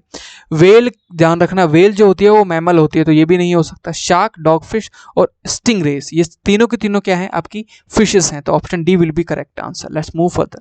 तो याद रखना, चैम्बर 2 होंगे तो 1 सर्कुलेशन होगा, 4 होंगे तो कितना सर्कुलेशन होगा? 2 सर्कुलेशन होगा, जैसे हमारे अंदर 2 ब्लड के सर्कुलेशन होते हैं। Okay, next, what is the common between the extensive network of the blood vessels around the wall of alveolus and the glomerulus of the nephron? देखो क्या होता है, जो alveolus होती है ना आपकी, इस तरीके से alveolus होती है। I already told you about the alveolus। ये thin wall और बहुत सारी कैपिलरीज से फिल्ड होती हैं। क्यों होती है कैपिलरीज से फिल्ड? यहाँ पे बहुत सारा ब्लड आता है और ऑक्सीजन लेता है और चला जाता है। और जो आपकी ग्लूमेरुलस होता है, जो कि नेफ्रॉन का पार्ट होता है, दिस इज कॉल्ड द ग्लूमेरुलस। इसमें भी क्या होता है? बहुत सारी छोटी कैपिलरीज होती हैं। ब्लड आता है, साफ होता है और फिर वापस चला जाता है। ठीक है, तो यहाँ पे बहुत ज़्यादा अमाउंट में कैपिलरीज होती हैं और फुल ऑफ ब्लड होती है, क्योंकि ब्लड पूरा आके साफित होगा, ब्लड पूरा आके ऑक्सीजनेटेड होगा, इसलिए। तो यहाँ पे देखते हैं थिन वॉल्ड होती हैं, thin walled capillaries richly supplied with blood. तो सीधा option D will be your tick correct answer. Next, plant use completely different process to excretion as compare to animal. जो प्लांट्स होते हैं वो बिल्कुल डिफरेंट प्रोसेस यूज करते हैं चीज़ों को एक्सक्रीट करने के लिए। Which one of the following process is not followed by the plant for the excretion? कौन सा ऐसा प्रोसेस है जो कि प्लांट फॉलो नहीं करते हैं? तो पहला है आपका, they can get rid of the excess water by transmission. बिल्कुल, ये तो करते हैं। They selectively filter toxic substance. देखो, सेलेक्टिवली नहीं करते हैं, वो ऐसे सेलेक्टिवली नहीं कर पाती उनकी बॉडी, वो जो भी वेस्ट बचता है उसको निकाल देते हैं। तो ये आपका करेक्ट आंसर होगा कि ये ऐसे नहीं करते। उन्होंने बोला not followed by the plant, तो B option will be your answer. Clear? तो ट्रांसमिशन के लिए प्लांट अपना जो लीफ होता है वहां से पानी निकाल देता है, excess amount of water. Next, if the power of lens -4 diopter is the unit of the power of lens, then it's mean the lens is कैसा है? लेंस कैसा है? उसका फोकल लेंथ बताओ, कन्वेक्स है कि कनकेव है? तो देखो, सबसे पहले मैं आपको बताना चाहूंगा कि पहले इसको रिश्ता समझो किसके बारे में। Focal length is equal to 1 में power of the lens. Focal length अगर आपको निकालनी है तो 1 में पावर कितनी? -4 रखनी है। अगर आपको सेंटीमीटर में इसको कन्वर्ट करना है, क्योंकि ऑप्शन सेंटीमीटर में दे रखे हैं, ये तो आपका मीटर में आ गया, इसको सेंटीमीटर में करना है, you have to multiply with 100 divided by 4, वो भी किसका? माइनस का, विच इज इक्वल टू -25। तो -25 सेंटीमीटर आपका आंसर होगा। और जो लेंस होगा वो कनकेव लेंस होगा। क्यों? कनकेव लेंस की जो पावर होती है वो हमेशा माइनस में होती है, कन्वेक्स लेंस की पावर जो होती है वो हमेशा प्लस में होती है, क्योंकि उसकी जो फोकल लेंथ होती है वो प्लस में होती है और जो कनकेव की होती है वो फोकल लेंथ माइनस में कंसिडर की जाती है। लेट्स मूव फर्दर, आगे चलते हैं। देखो, this is very interesting. Rays from sun converge at a point 15 centimetre. Sun से रेज आ रही हैं जो कि कन्वर्ज हो जाती है 15 centimetre in front of the concave mirror. एक कनकेव मिरर है। कनकेव मिरर तो पता है ना कैसा होता है? कनकेव मिरर ऐसा होता है जिसकी जो रिफ्लेक्टिंग सरफेस होती है वो अंदर की तरफ होती है। क्लियर? कनकेव मिरर है। याद रखना 2 चीज़ें, एक तो 15 सेंटीमीटर याद रखो और एक कनकेव मिरर याद रखो। ठीक है? Where should an object be placed so that size of its image is equal to the size of the object? एक बात ध्यान से सुनना, कनकेव मिरर में जो सेंटर ऑफ कर्वेचर होता है ना, वो एक ऐसा पॉइंट होता है जहां पे आप ऑब्जेक्ट को रखो तो सेम साइज आपको इमेज की मिलेगी। याद रखना, ये जो आपका सेंटर ऑफ कर्वेचर होता है, इस पे आप अगर रखोगे ऑब्जेक्ट को तो जो इमेज की साइज मिलेगी वो एग्जैक्टली सेम साइज मिलेगी। और एक और इंटरेस्टिंग बात, यहाँ पे जो आपने ये ऑब्जेक्ट रखा है वो आपका सेंटर ऑफ कर्वेचर पे, और जो सेंटर ऑफ कर्वेचर होता है उसकी जो डिस्टेंस होती है पोल से वो होती है फोकल लेंथ की दुगनी, 2f के बराबर होती है। ओके, 2f के बराबर होती है, 2f के 2 time of the focal length. Clear? तो यहाँ पे इसको थोड़ा सा सॉल्व कर लेते हैं। ठीक है, बहुत इजी है। कैसे इजी है? देखो, सन से कोई लाइट आ रही है तो मतलब इन्फिनिटी से आ रही है, कन्वर्ज हो रही है किसी पॉइंट पे, तो आपको पता है कि कन्वर्ज किस पॉइंट पे होती है इन्फिनिटी से जो लाइट आती है? फोकस पॉइंट पे। तो फोकस पॉइंट पे कन्वर्ज हो रही है तो जो फोकल लेंथ होगी वो कितनी होगी? फोकल लेंथ जो होगी वो कितनी होगी? यहाँ पे फोकल लेंथ जो होगी वो होगी यहाँ पे आपकी 15 सेंटीमीटर। ठीक है, दिस इज द 15 सेंटीमीटर। तो ऑब्जेक्ट को कहाँ रखोगे सेंटर ऑफ कर्वेचर आ जाए? फोकल लेंथ का दुगना, जिसको बोलते हैं c से रिप्रेजेंट करते हैं या फिर 2f से रिप्रेजेंट करते हैं। तो 15 का दुगना कितना होता है? 30 centimetre in front of the pole या in front of the mirror. तो ये आपका option A will be your answer, 30 centimetre in front of the mirror. Let's move further, आगे चलते हैं। In which of the following groups of the organisms food material is broken down outside the body? देखो क्या होता है कि एक होता है ऑटोट्रॉप्स और एक होता है हेट्रोट्रॉप। हमारे यहाँ पे बात हुई है हेट्रोट्रॉप्स की। हेट्रोट्रॉप्स ऐसे होते हैं जो दूसरों के ऊपर डिपेंड होते हैं फूड के लिए। 3 तरीके के हेट्रोट्रॉप्स होते हैं। पहला कैसा होता है, दूसरा कैसा होता है, हम कैसे हैं? हम हैं होलोजोइक। एक होता है पैरासिटिक और एक होता है सेप्रोट्रॉपिक। ठीक है, सेप्रोट्रॉपिक वो होते हैं जो बाहर से टूटा हुआ खाना, डेस्ट्रॉय फूड को लेते हैं और अपना पेट भरते हैं। पैरासिटिक ऐसे हेट्रोट्रॉप्स होते हैं जो कि दूसरे को होस्ट बना के उसके शरीर में रहते हैं, मारते नहीं है, उसके शरीर में रहकर फूड लेते हैं। तीसरा होता है आपका होलोजोइक। हम लोग होलोजोइक हैं, मतलब कंप्लीटली सॉलिड फूड को खाते हैं, पचाते हैं और हम जिंदा रहते हैं। तो यहाँ पे कौन ऐसा है जो कि फूड को ब्रोक डाउन, मतलब टूटे हुए मतलब हाफ डाइजेस्टेड फूड को कंज्यूम करता है?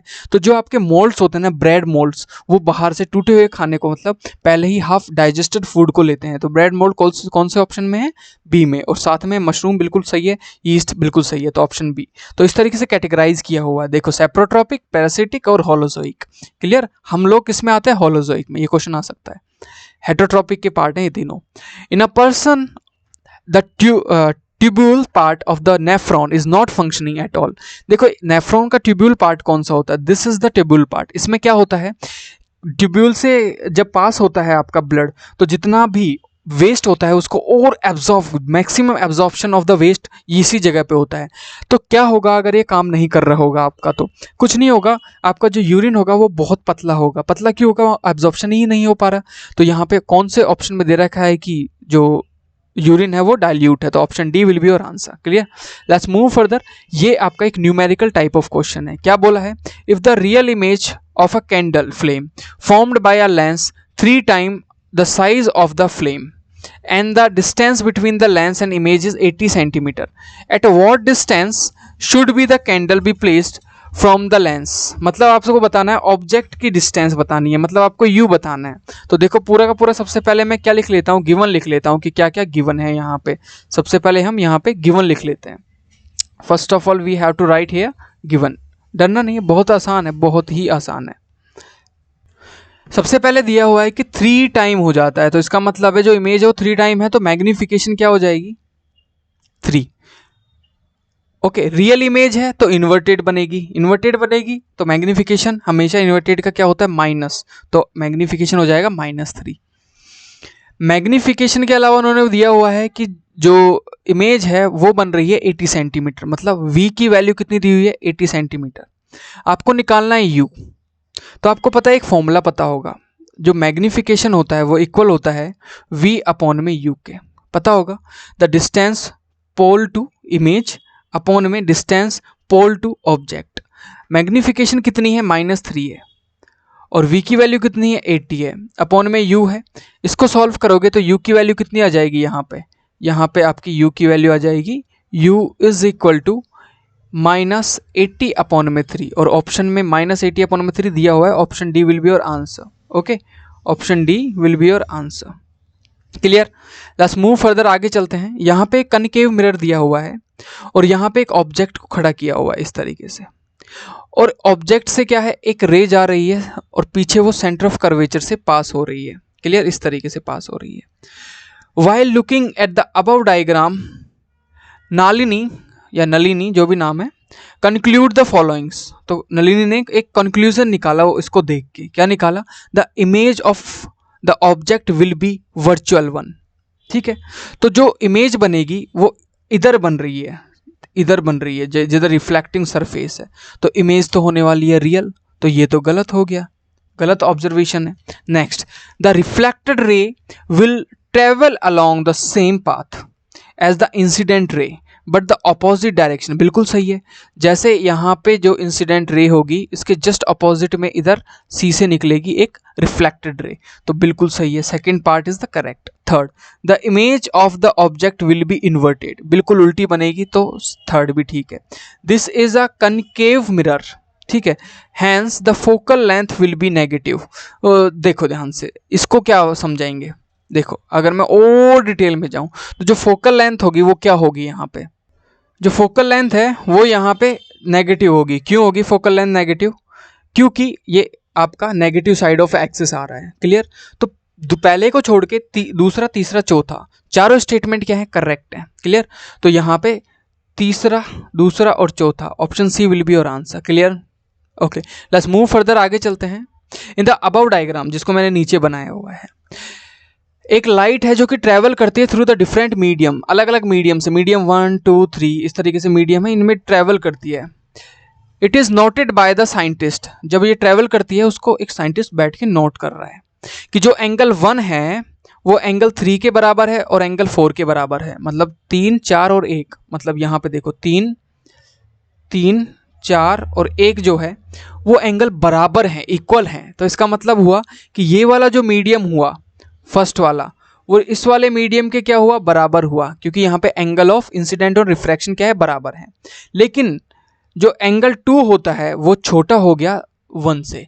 तो जब एंगल छोटा होता है ना, इसका मतलब है कि वो डेंस मीडियम है। क्यों भाई, देखो ध्यान से, जब आपकी रे है वो एंटर करती है ग्लास में, मतलब डेंसर मीडियम में, तो वो नॉर्मल की तरफ क्या होती है, अट्रैक्ट होती है, नॉर्मल की तरफ अट्रैक्ट होती है। जब अट्रैक्ट होती है तो एंगल छोटा हो जाता है, याद रखना, एंगल छोटा हो जाता है। क्लियर, तो यहाँ पे आपको देख के बताना है, क्या देख के बताना है, इन ABCD में से कौन सा करेक्ट है। तो यहाँ पे medium A is denser than the medium 3, बिल्कुल गलत, क्या बकवास बात है। Medium 2 is the rare medium, no this is also wrong.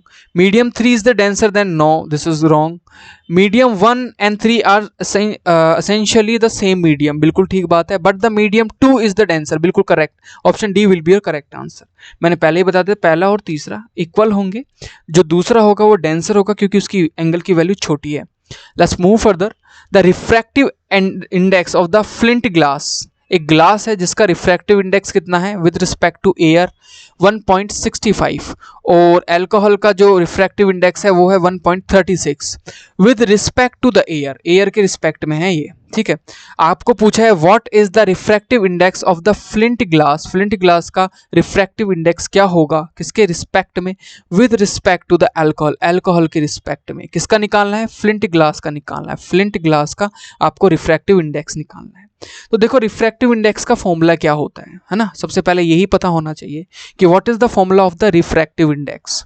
Refractive index का basically formula speed of light divided by velocity of light in a particular medium. Refractive index किसी medium का होता है, लाइट का नहीं होता है, किसी मीडियम का होता है, याद रखना, लाइट का कोई रिफ्रैक्टिव इंडेक्स नहीं होता, हर मीडियम अलग अलग रिफ्रैक्टिव इंडेक्स होता है। तो यहाँ पे जो गिवन चीज़ है उसको देखते हैं। यहाँ पे सबसे पहले जो गिवन है उससे हम हेल्प करके यहाँ पे आंसर निकालेंगे। यहाँ पे गिवन है क्या क्या है, यहाँ पे गिवन है आपको रिफ्रैक्टिव इंडेक्स दिया हुआ है RI ऑफ ग्लास, मैं फ्लिंट ग्लास की जगह सिर्फ ग्लास लिख लेता हूँ। विद रिस्पेक्ट टू एयर है ना, तो यहाँ पे लिख लेता हूँ with respect to WRT air, air के साथ में दिया हुआ है ना, तो कितना है होगा ग्लास के साथ 1.65। Similarly refractive index of next क्या है, अल्कोहल, तो यहाँ लिखेंगे alcohol with respect to air, यहाँ पे भी एयर के साथ में कितना है 1.36। ओके, अब यहाँ पे देखना है आपको next, what is the refractive index of flint glass with respect to the alcohol. तो अगर किसी का रिफ्रैक्टिव इंडेक्स पता है और उसके दूसरे का भी पता है, दोनों को कंपेयर करना है, जिसे ग्लास का निकालना है तो ग्लास को ऊपर रखो और जिसके रिस्पेक्ट में निकालना है उसको नीचे रखो। तो यहाँ पे हमें निकालना है refractive index of glass with respect to alcohol, with respect to alcohol. तो कुछ नहीं करना, यहाँ पे रिफ्रैक्टिव इंडेक्स ऑफ ग्लास जो कि हमें नॉन है और नीचे लिख देना है डिनोमिनेटर में रिफ्रैक्टिव इंडेक्स ऑफ एल्कोहल। बस दिस इज वेरी सिंपल, दोनों का पता है, डिवाइड कर दो, जिसका निकालना है उसको ऊपर रखो, जिसके रिस्पेक्ट में निकालना है उसको नीचे रखो। तो यहाँ पे ग्लास का रिफ्रैक्टिव इंडेक्स क्या होगा, तो ग्लास का रिफ्रैक्टिव इंडेक्स आपको दिया हुआ है 1.65 डिवाइडेड बाय 1.36, पॉइंट से point out, then if you cut down both of them, then you will get the 1.21, which is the option B. Option B will be your correct answer here. Option B जो होगा वो आपका answer होगा 1.21। Clear? तो ये आपका answer होगा। Very easy. Refractive index का मतलब होता है, किसी मीडियम का होता है रिफ्रैक्टिव इंडेक्स, जिसका जितना ज़्यादा रिफ्रैक्टिव इंडेक्स की वैल्यू जितनी ज़्यादा है उतना समझो उसके अंदर स्लो चल रही है आपकी लाइट, बहुत धीरे धीरे चल रही है। कम है तो वो वैक्यूम में जितना तेज चल सकती है उतना चल रही है, ठीक है। जीरो है तो वैक्यूम में चलती है वैसे ही चल रही है उसमें, ठीक है। तो डेंसिटी बहुत कम है। Next, this is also a numerical. यहाँ पे दिया हुआ है द अबव लेंस, मतलब बिलो लेंस, मैंने ऊपर वाले को नीचे लिख दिया, नीचे बना दिया इमेज को। The above lens as a focal length, आपको एफ दिया हुआ है, स्मॉल एफ 10 सेंटीमीटर, तो यहाँ लिख सकता हूँ F is equal to 10 centimetre. The object of height, यहाँ पे अगर मैं object of height of object देखूँ तो हाइट की जो ऑब्जेक्ट की है वो कितनी है यहाँ पे 2 mm, जिसको मैं लिख सकता हूँ 0.2 centimetre. Clear? Is place at a distance of 5 centimetre from the pole, मतलब जो ऑब्जेक्ट है, ऑब्जेक्ट ऑफ हाइट जो कि रखा हुआ है, तो वहाँ पे ऑब्जेक्ट की डिस्टेंस मतलब u जो है वो दे रखा है 5 centimetre. Okay, find the height of the image, मतलब आपको यहाँ पे HI इमेज निकालनी है, बस ये आपको फाइंड करना है, ठीक है। तीनों चीज़ें दी हुई हैं, फोकल लेंथ दी हुई है, हाइट ऑफ द ऑब्जेक्ट दिया हुआ है और यू दिया हुआ है। आपको height of the image find out करना है। Very easy. कैसे करेंगे देखो ध्यान से। सबसे पहले आपको एक फॉर्मूला पता होगा हाइट ऑफ द इमेज और हाइट ऑफ द ऑब्जेक्ट के बारे में। क्या होता है? मैग्निफिकेशन का एक फॉर्मूला होता है, magnification is equal to height of image, यहां पे आएगा height of image divided by height of object, ठीक है। इमेज की हाइट ऑब्जेक्ट के रिस्पेक्ट में कितनी ज़्यादा है, अगर ज़्यादा है तो मैग्निफिकेशन विल बी मोर, कम है तो मैग्निफिकेशन मैग्नीफाई हुआ ही नहीं है इसलिए तो कम है। क्लियर? इतनी बात आपको समझ में आ रही होगी। Very easy. ओके, नेक्स्ट, यहाँ पे जो मैग्निफिकेशन होगा वो डिसाइड किया जाएगा आपकी हाइट ऑफ इमेज से। अब इसका ही यूज करके हम यहाँ पे हाइट ऑफ क्या निकालना है, हाइट ऑफ इमेज निकाल लेंगे अगर आपको मैग्निफिकेशन पता चल जाए। मैग्निफिकेशन का एक और फॉर्मूला होता है m is equal to v upon में u। v क्या होता है? पोल से इमेज की डिस्टेंस, और u होता है पोल से ऑब्जेक्ट की डिस्टेंस, ठीक है। अब देखो, इन दोनों का यूज करके हम यहाँ पे इजीली कैलकुलेट कर लेंगे। किस तरीके से देखना है, हमारे पास में क्या है, हमारे पास में है यहाँ पे फोकल लेंथ, और आपको पता है कि 1 अपॉन में f जो होता है वो इक्वल होता है 1 अपॉन में v माइनस 1 अपॉन में u के। This is the lens formula. और यहाँ पे आपके पास f है, u है, v निकाल लेंगे और उससे मैग्निफिकेशन निकाल लेंगे, कुछ फॉर्मूले में डालेंगे इससे। तो बहुत जल्दी करना है इसको। 1 अपॉन में फोकल लेंथ कितनी थी भैया? फोकल लेंथ 10 सेंटीमीटर थी, तो यहाँ पे रख देंगे 1 अपॉन में 10 which is equal to 1 upon में v and plus 1 upon u. U कितना था यहाँ पे? 5, और जो लेंस है वो है कन्वेक्स, तो उसमें जो ऑब्जेक्ट की डिस्टेंस होगी वो LHS में होने की वजह से -5 आएगी, -5। इसको कैलकुलेट करेंगे तो v की वैल्यू यहाँ पे आ जाएगी -10। बस -10 आप इसको कैलकुलेट कर लो, आपको मिल जाएगी आराम से। क्लियर? v मिल गया, u मिल गया, आप मैग्निफिकेशन निकाल सकते हो इस फॉर्मूले से। तो m is equal to v कितना आया आपके पास -10, u कितना है -5, तो मैग्निफिकेशन 2 टाइम हो गया। तो मैग्निफिकेशन को इस फॉर्मूले में पुट कर दो, तो 2 is equal to height of आपको क्या निकालनी है, हाइट ऑफ इमेज निकालनी है ऑब्जेक्ट के 0.2, तो यहाँ पे ऑब्जेक्ट को नीचे 0.2 है ना, और हाइट ऑफ इमेज निकालनी है आपको, तो हाइट ऑफ IMG इमेज, जब इसको मल्टीप्लाई करेंगे इसके साथ में तो यहाँ आ जाएगा आपका 0.4 is equal to height of image. तो यहाँ पे आएगा किसमें, आपका ये जो आ रहा है वो आ रहा है सेंटीमीटर में। अगर इसको mm में कन्वर्ट करोगे, 10 से मल्टीप्लाई करोगे तो यहाँ पे आ जाएगा आपका 4 mm। क्लियर, तो ये आपका हो जाएगा 4 mm, जो कि है option C. Option C will be your answer. यहाँ पे ऑप्शन सी आप 4 देख पा रहे हो, this is the option C, जो कि आ रहा है 4 mm। सेंटीमीटर में तो 0.4 आ जाता। Let's move further, this is also interesting question, बहुत इजी क्वेश्चन है। बोला अ केबल मैन्युफैक्चरिंग यूनिट, एक केबल बनाने वाली यूनिट है जिसने टेस्ट किया कुछ एलिमेंट्स को on the basis of their physical properties. पहला प्रॉपर्टी जो है वो है malleability, ductility, electrical conductivity, melting point. Malleability का मतलब किसी मेटल को ठोक ठोक के थिन शीट में कन्वर्ट कर सकते हो, उसको मेलेबिलिटी बोलते हैं। डक्टिलिटी का मतलब होता है वायर में कन्वर्ट कर सकते हो। इलेक्ट्रिकल कंडक्टिविटी का, इसमें इलेक्ट्रॉन फ्लो करवाओगे इजीली वो फ्लो कर पाएगी। मेल्टिंग पॉइंट मतलब पिघलने की क्षमता, कितने टेम्परेचर पे पिघलेगा। तो 4 वो एलिमेंट लेके आए, अब उनमें से चुनना है कि कौन सा एलिमेंट उसको डिस्कार्ड करना है, मतलब बाहर निकालना है। एक एलिमेंट उनको चुनना है इन चारों में से, तो डिस्कार्ड करने वाले एलिमेंट देखना है कि कौन से। देखो पहला W था, वो अच्छा मेलेबल था, अच्छा डक्टाइल था, इलेक्ट्रिकल कंडक्टिविटी अच्छी थी और मेल्टिंग पॉइंट भी हाई था। बाकी जो है, जो X था वो क्या कर रहा था, मेलेबल नहीं था, डक्टाइल नहीं था, तो इसको तो ऐसे ही रिजेक्ट कर देना चाहिए। वाई में भी मेलेबिलिटी नहीं थी, डक्टिलिटी नहीं थी, तो वायर में कन्वर्ट कैसे होगा। सिमिलरली जेड में दोनों थे, लेकिन यहाँ पे जो इलेक्ट्रिकल कंडक्टिविटी थी वही नहीं थी। अगर इलेक्ट्रिकल कंडक्टिविटी नहीं है तो कैसे इसे वायर बनाएंगे। तो जो डिस्कार्ड करने वाले होंगे वो होगा एक्स वाई जेड, मतलब ये तीनों ऐसे होंगे जिनको हम बाहर फेंक देंगे, एक्स को, वाई को और जेड एलिमेंट को। तो यहाँ पे एक्स वाई जेड कौन से ऑप्शन में है, बी में। क्लियर, तो इस तरीके से आप देखो ये वायर बनते हैं, तो ये सारे करेक्टरिस्टिक्स देखे जाते हैं। Let's move further, this is the section C. यहाँ पे 12 क्वेश्चंस होंगे, इनमें से सिर्फ 10 क्वेश्चन आपको करने होंगे। सबसे पहले आपको एक केस दिया होगा, एक स्टोरी टाइप में दी होगी, उस स्टोरी के ऊपर आपको क्वेश्चन पूछा होगा। सबसे पहले उस स्टोरी को डिटेल में देखना होगा, तो देखते हैं डिटेल में। बोला है the salt story from the new Indian Express. एक सॉल्ट स्टोरी है, कहाँ से, इंडियन एक्सप्रेस से। 9 March 2021 the salt pans in the Marakkanam, a port town about 120 kilometre from the Chennai. Chennai से 120 किलोमीटर दूर एक टाउन है जहाँ पे नमक निकाला जाता है।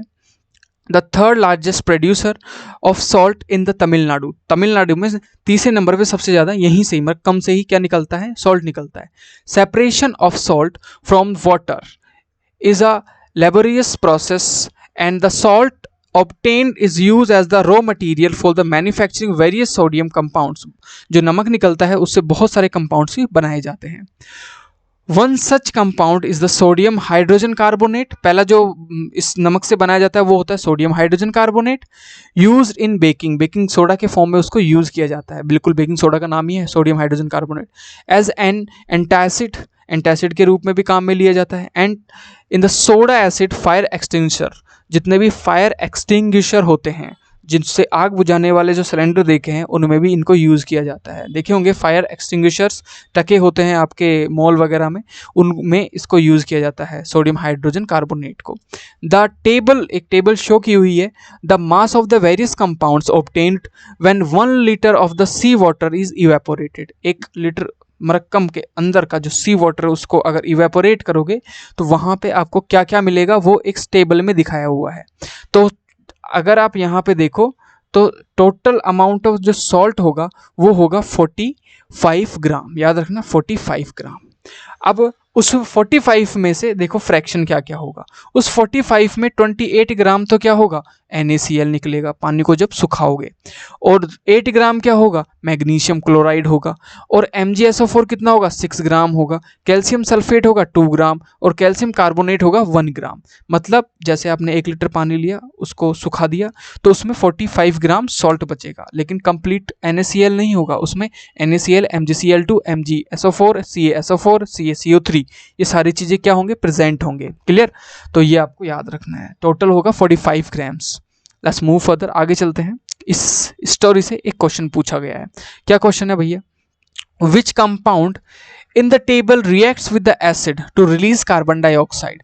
इस टेबल में से कौन सा ऐसा सॉल्ट है जो कि रिलीज करेगा कार्बन डाइऑक्साइड। देखो ये तो कर ही नहीं सकता, यहाँ तो CO2 है ही नहीं, यहाँ पे भी नहीं है, यहाँ पे भी नहीं है, तो सिर्फ section C CaCO3 CO2 release कर सकता है। नेक्स्ट कैसे करेगा, आप देखो यहाँ पे अगर ये एसिड के साथ में रिएक्शन करेगा तो एसिड क्या बनाएगा, CO2 प्लस में H2O प्लस में कैल्शियम क्लोराइड बनाएगा। तो जो CO2 होगा वो रिलीज होगा when it will react with the CaCO3। Let's move further, आगे चलते हैं। How many grams of the magnesium sulphate are present in 135 gram of the solid left by evaporation. देखो ध्यान से क्या बोला है उन्होंने कि कितना मैग्नीशियम सल्फेट होगा जो कि बचेगा। मैग्नीशियम सल्फेट यहाँ पे टेबल में अगर मैं देखूं ध्यान से तो कितना मिलता है, मैग्नीशियम सल्फेट 6 ग्राम मिलता है 45 में, ठीक है 45 में 6 ग्राम। तो 45 ग्राम में लेट मी रेज दिस, 45 ग्राम में कितना मिलता है, 6 ग्राम मिलता है। क्लियर, इतनी बात आपको समझ में आ गई। तो नेक्स्ट उन्होंने बोला है कि 1 ग्राम में, पहले निकाल लेते यूनिटरी मेथड, 1 ग्राम में कितना होगा वो 6/45, और इन्होंने बोला है कि 135 ग्राम सॉल्ट में कितना होगा, तो 135 से मल्टीप्लाई कर देंगे तो 6/45 इंटू 135 कैंसिल आउट करेंगे, then you will realise this is the 3 6 जा 18 gram. Option C will be correct answer. Let's move further. What is the name of the saturated sodium? Sodium chloride मतलब एक पानी है, पानी में बहुत ज़्यादा नमक मिला हुआ है, उस पानी को क्या बोलेंगे, उसको ब्राइन बोलते हैं, BRINE, ब्राइन वाटर बोलते हैं। ज़्यादा ही पानी मिला हुआ है, नमक और पानी बहुत ज़्यादा है, सैचुरेटेड है कंप्लीटली पानी, तो उसको ब्राइन वाटर बोलते हैं। Next, what is the pH of the acid which use to formation of the common salt. तो HCl यूज करते हैं भैया कॉमन सॉल्ट को बनाने में, उसकी pH तो कितनी होती है, <3 <2 होती है, तो यहाँ पे option A will be your answer. Clear, okay. Next एक केस और दे दिया, उसके बेस पे आपसे क्वेश्चन पूछा है। यहाँ पे बड़ा इंटरेस्टिंग क्वेश्चन है, पूछा है the figure shown below represent an activity to prove the requirements for the photosynthesis. एक एक्सपेरिमेंट किया जा रहा है, ये NCERT की एक्टिविटी है, तो ये किस लिए किया जा रहा है कि फोटोसिंथेसिस में कौन कौन सी चीज़ें रिक्वायर्ड होती हैं, इस चीज़ को प्रूव करने के लिए किया जा रहा है। ड्यूरिंग दिस एक्टिविटी, इस एक्टिविटी को करते time, 2 healthy potted plant, 2 healthy potted pot में लगे हुए प्लांट ले लिए, वर kept in a dark for 72 hours, उनको अंधेरे में रख दिया, कितने देर के लिए, 72 आवर्स के लिए। After 72 hours KOH calcium hydroxide जो है वो एक यहाँ पे एक पॉट के अंदर रख दिया गया है, capped in the watch glass में KOH रख दिया गया है, X वाले पॉट में KOH रखा है, and not in setup Y, सिर्फ X में आपने KOH रखा है, Y में नहीं रखा है। Both these setups are the air tight and the have been kept in the light for 6 hours, then iodine test is performed with 1 leaf from the each of the 2 plants X and Y, मतलब इनमें से पत्ते तोड़े, उनमें iodine डाला, तो आपको बताना है कि ये वो कैसे रिएक्ट करेंगे। समझ पा रहे हो ना, तो देखते हैं इसके ऊपर क्वेश्चन क्या पूछा है। मैं आपको इसका ब्रीफ समझा देता हूँ। क्या होता है कि यहाँ पे एक आयोडीन टेस्ट होता है। आयोडीन टेस्ट का मतलब होता है कि एक तरीके से आप इस तरीके से इसको अज्यूम कर सकते हो कि फोटोसिंथेसिस के लिए CO2 वाटर की ज़रूरत होती है, एग्जैक्टली CO2 चाहिए, पानी चाहिए। तो CO2 की आइडेंटिफिकेशन को, CO2 को पता लगाने के लिए यहाँ पे हम आयोडीन डाल के देखते हैं लीफ के ऊपर, तो ब्लैक एंड ब्लू कलर में कन्वर्ट हो जाती है। जो क्या करती है, फोटोसिंथेसिस करती है, जो लीफ फोटोसिंथेसिस करती है वो ब्लू एंड ब्लैक में कन्वर्ट, जो नहीं करती है वो नहीं होती है। ठीक है, तो यही चीज़ देखने के लिए यहाँ पे ये टेस्ट किया जाता है। तो क्वेश्चन देखते हैं, पूछा है The experiment setup is used to prove essentially which of the following requirement of the photosynthesis।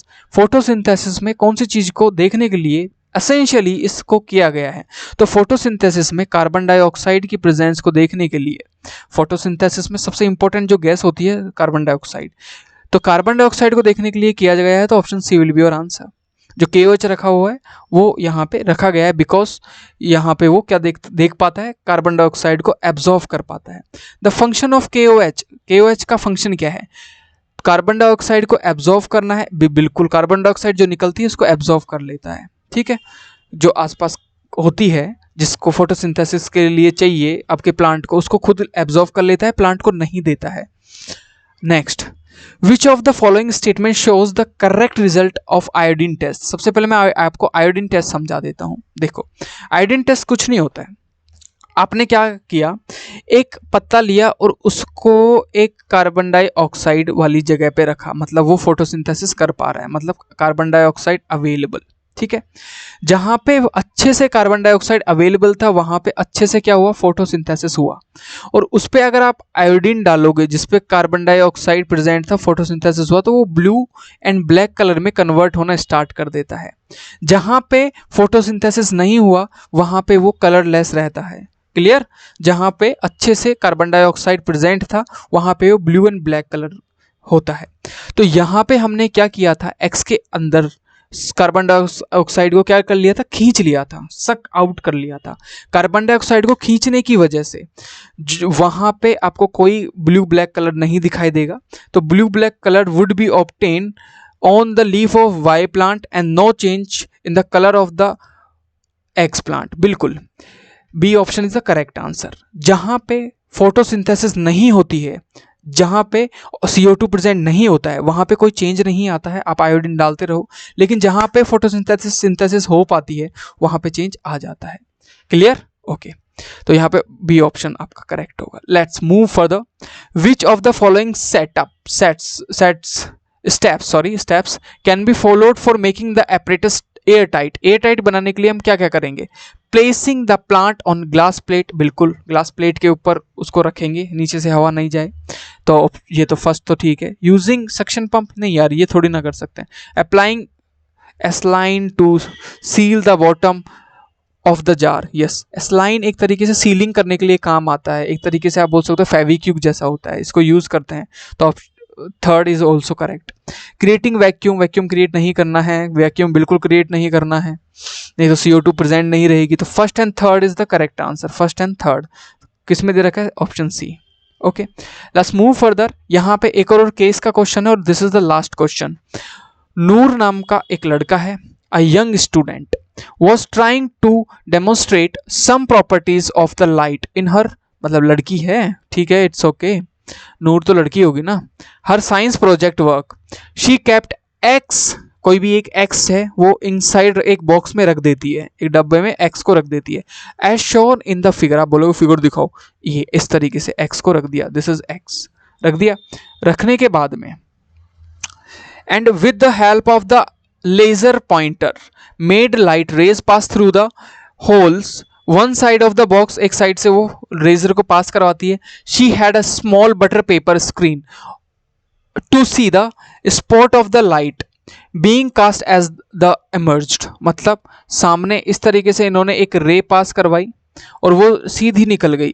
यहाँ पे एक होल था, वहां से पास कराई, यहां से वो निकल गई, यहां से एक होल था, यहां से पास करवाई, यहां से निकल गई, और इस डब्बे में कुछ ना कुछ रखा है।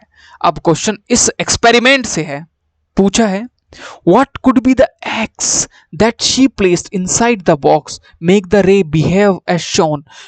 वो क्या रखा था, एक्स वहां पे रखा क्या था, ठीक है, व्हाट वाज दैट। क्योंकि जो रेज हैं वो सीधी निकल रही हैं, तो यहां पे कन्वर्जिंग लेंस तो हो नहीं सकता, नहीं तो टेढ़ी हो जाती। तो पैरेलल साइड ग्लास ब्लॉक तो रखा है उन्होंने, लेकिन पैरेलल साइड है, ठीक है, तो यहाँ पे ऑप्शन बी आएगा, क्योंकि आर पार निकल रही है, मिरर तो हो ही नहीं सकता, ट्रायंगल और कन्वर्जिंग हो ही नहीं सकता, तो उन्होंने ग्लास रखा है जो कि पैरेलल साइड का है। इस तरीके से सीधा निकल जा रहा है, सीधा आ रहा है रे, सीधा निकल जा रहा है। Let's move further. She measured the angle of incidence for both the rays on the left side of the box to be 48 degree और 6 मिनट, है ना। She knew that the refractive index of the material X inside the box was 1.5. Refractive index इनको पता है। What will be the value of approximate value of the angle of refraction? मतलब दो चीजें इन्होंने दी हुई हैं, कौन कौन सी चीजें दी हुई हैं।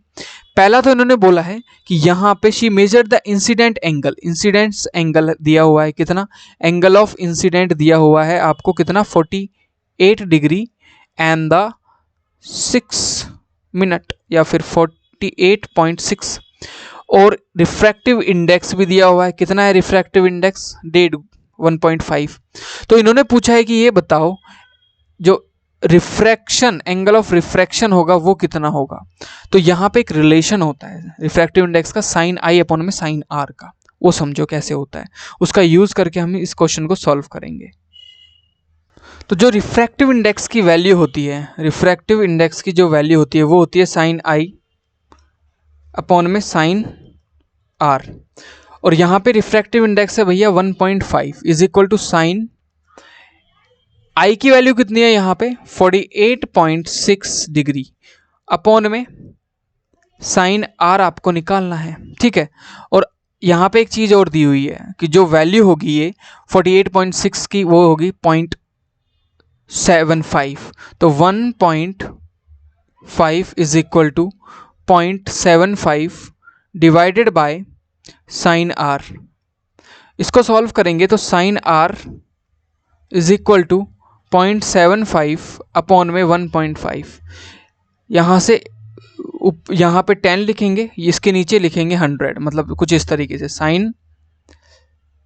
Sign r is equal to 75 upon में 100 डिवाइडेड बाय 15 अपॉन में 10, then we will get how much here. तो हमें यहाँ पे मिलेगा sine r is equal to 1/2, और 1/2 किस में वैल्यू होती है 30 डिग्री में, तो यहाँ पे 30 डिग्री आपको एंगल मिल जाएगा। जो आपकी वैल्यू होगी आर की, जो कि रिफ्रैक्टिव एंगल होगा वो होगा यहाँ पे 30 डिग्री। तो option C will be your answer. Let's move further, आगे चलते हैं। 59 second last question. Her friend noted the following observation from the demonstration. पहला, glass is optically rare than air. बिल्कुल रेयर होता है कि ग्लास जो होता है वो रेयर थोड़ी ना होता है, डेंसर होता है, तो ये तो गलत हो गया भैया। Next, air and glass allow light to pass through them some velocity. देखो सेम वेलोसिटी के साथ में थोड़ी ना निकलेगी यार, एयर एंड ग्लास में स्लो हो जाएगी वेलोसिटी, ठीक है। तो यहाँ पे ये भी गलत हो गया, ये भी गलत हो गया।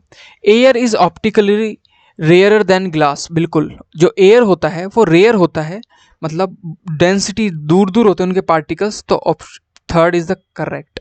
Fourth, speed of the light through a denser medium is faster than the rare medium. सुनो ध्यान से क्या बोला इन्होंने बोला है कि जो ज़्यादा डेंस होगा उसमें तेज होगा, ऐसा थोड़ी होता है, कुछ भी बोलेंगे मतलब कुछ भी, ठीक है। तो ये भी गलत हो गया, ठीक है। Next, the ratio sine of the angle of the incident in the first medium, the ratio of the sine of the angle in the second medium gives the refractive index. बिल्कुल अभी मैंने बताया था। तो यहाँ पे कौन कौन सा करेक्ट है, तीसरा और पांचवा, तीसरा एंड पांचवा। Option D will be your answer. Clear, let's move further. Last question में बोला है, if the object inside the box was made of material with the refractive index less than the lateral shift of the rays would have been less। yes, अगर जो material है उसका यहाँ पे अगर क्या होगा, रिफ्रैक्शन ज़्यादा होगा। देखो दोबारा समझो, जो ऑब्जेक्ट रखा हुआ है बॉक्स के अंदर वो किस मटेरियल से बना हुआ है जिसका रिफ्रैक्टिव इंडेक्स जो है less than the lateral shift जो होगा, lateral shift of the ray would have been less. जितना कम किसी भी चीज़ का रिफ्रैक्टिव इंडेक्स होता है, तो जो लेटरल शिफ्ट होता है ना, लेटरल शिफ्ट जैसे चल रही है रे और किसी दूसरे मीडियम में एंटर करेगी, तो जितना ज़्यादा रिफ्रैक्टिव इंडेक्स उतना धीरे चलेगी तो उसका लेटरल शिफ्ट उतना ज़्यादा होगा।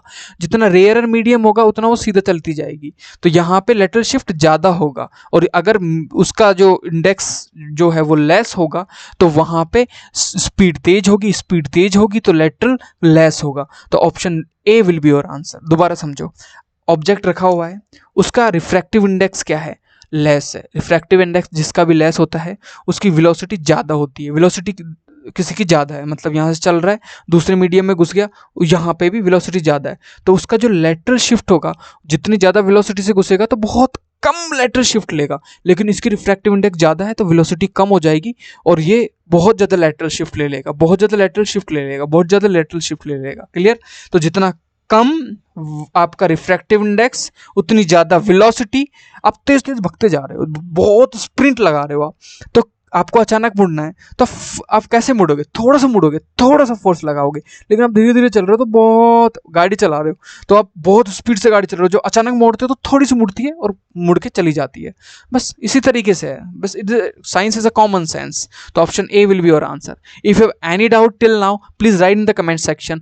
किसी भी तरीके की डाउट है please write in the comment section. Please subscribe this channel. Thank you everybody.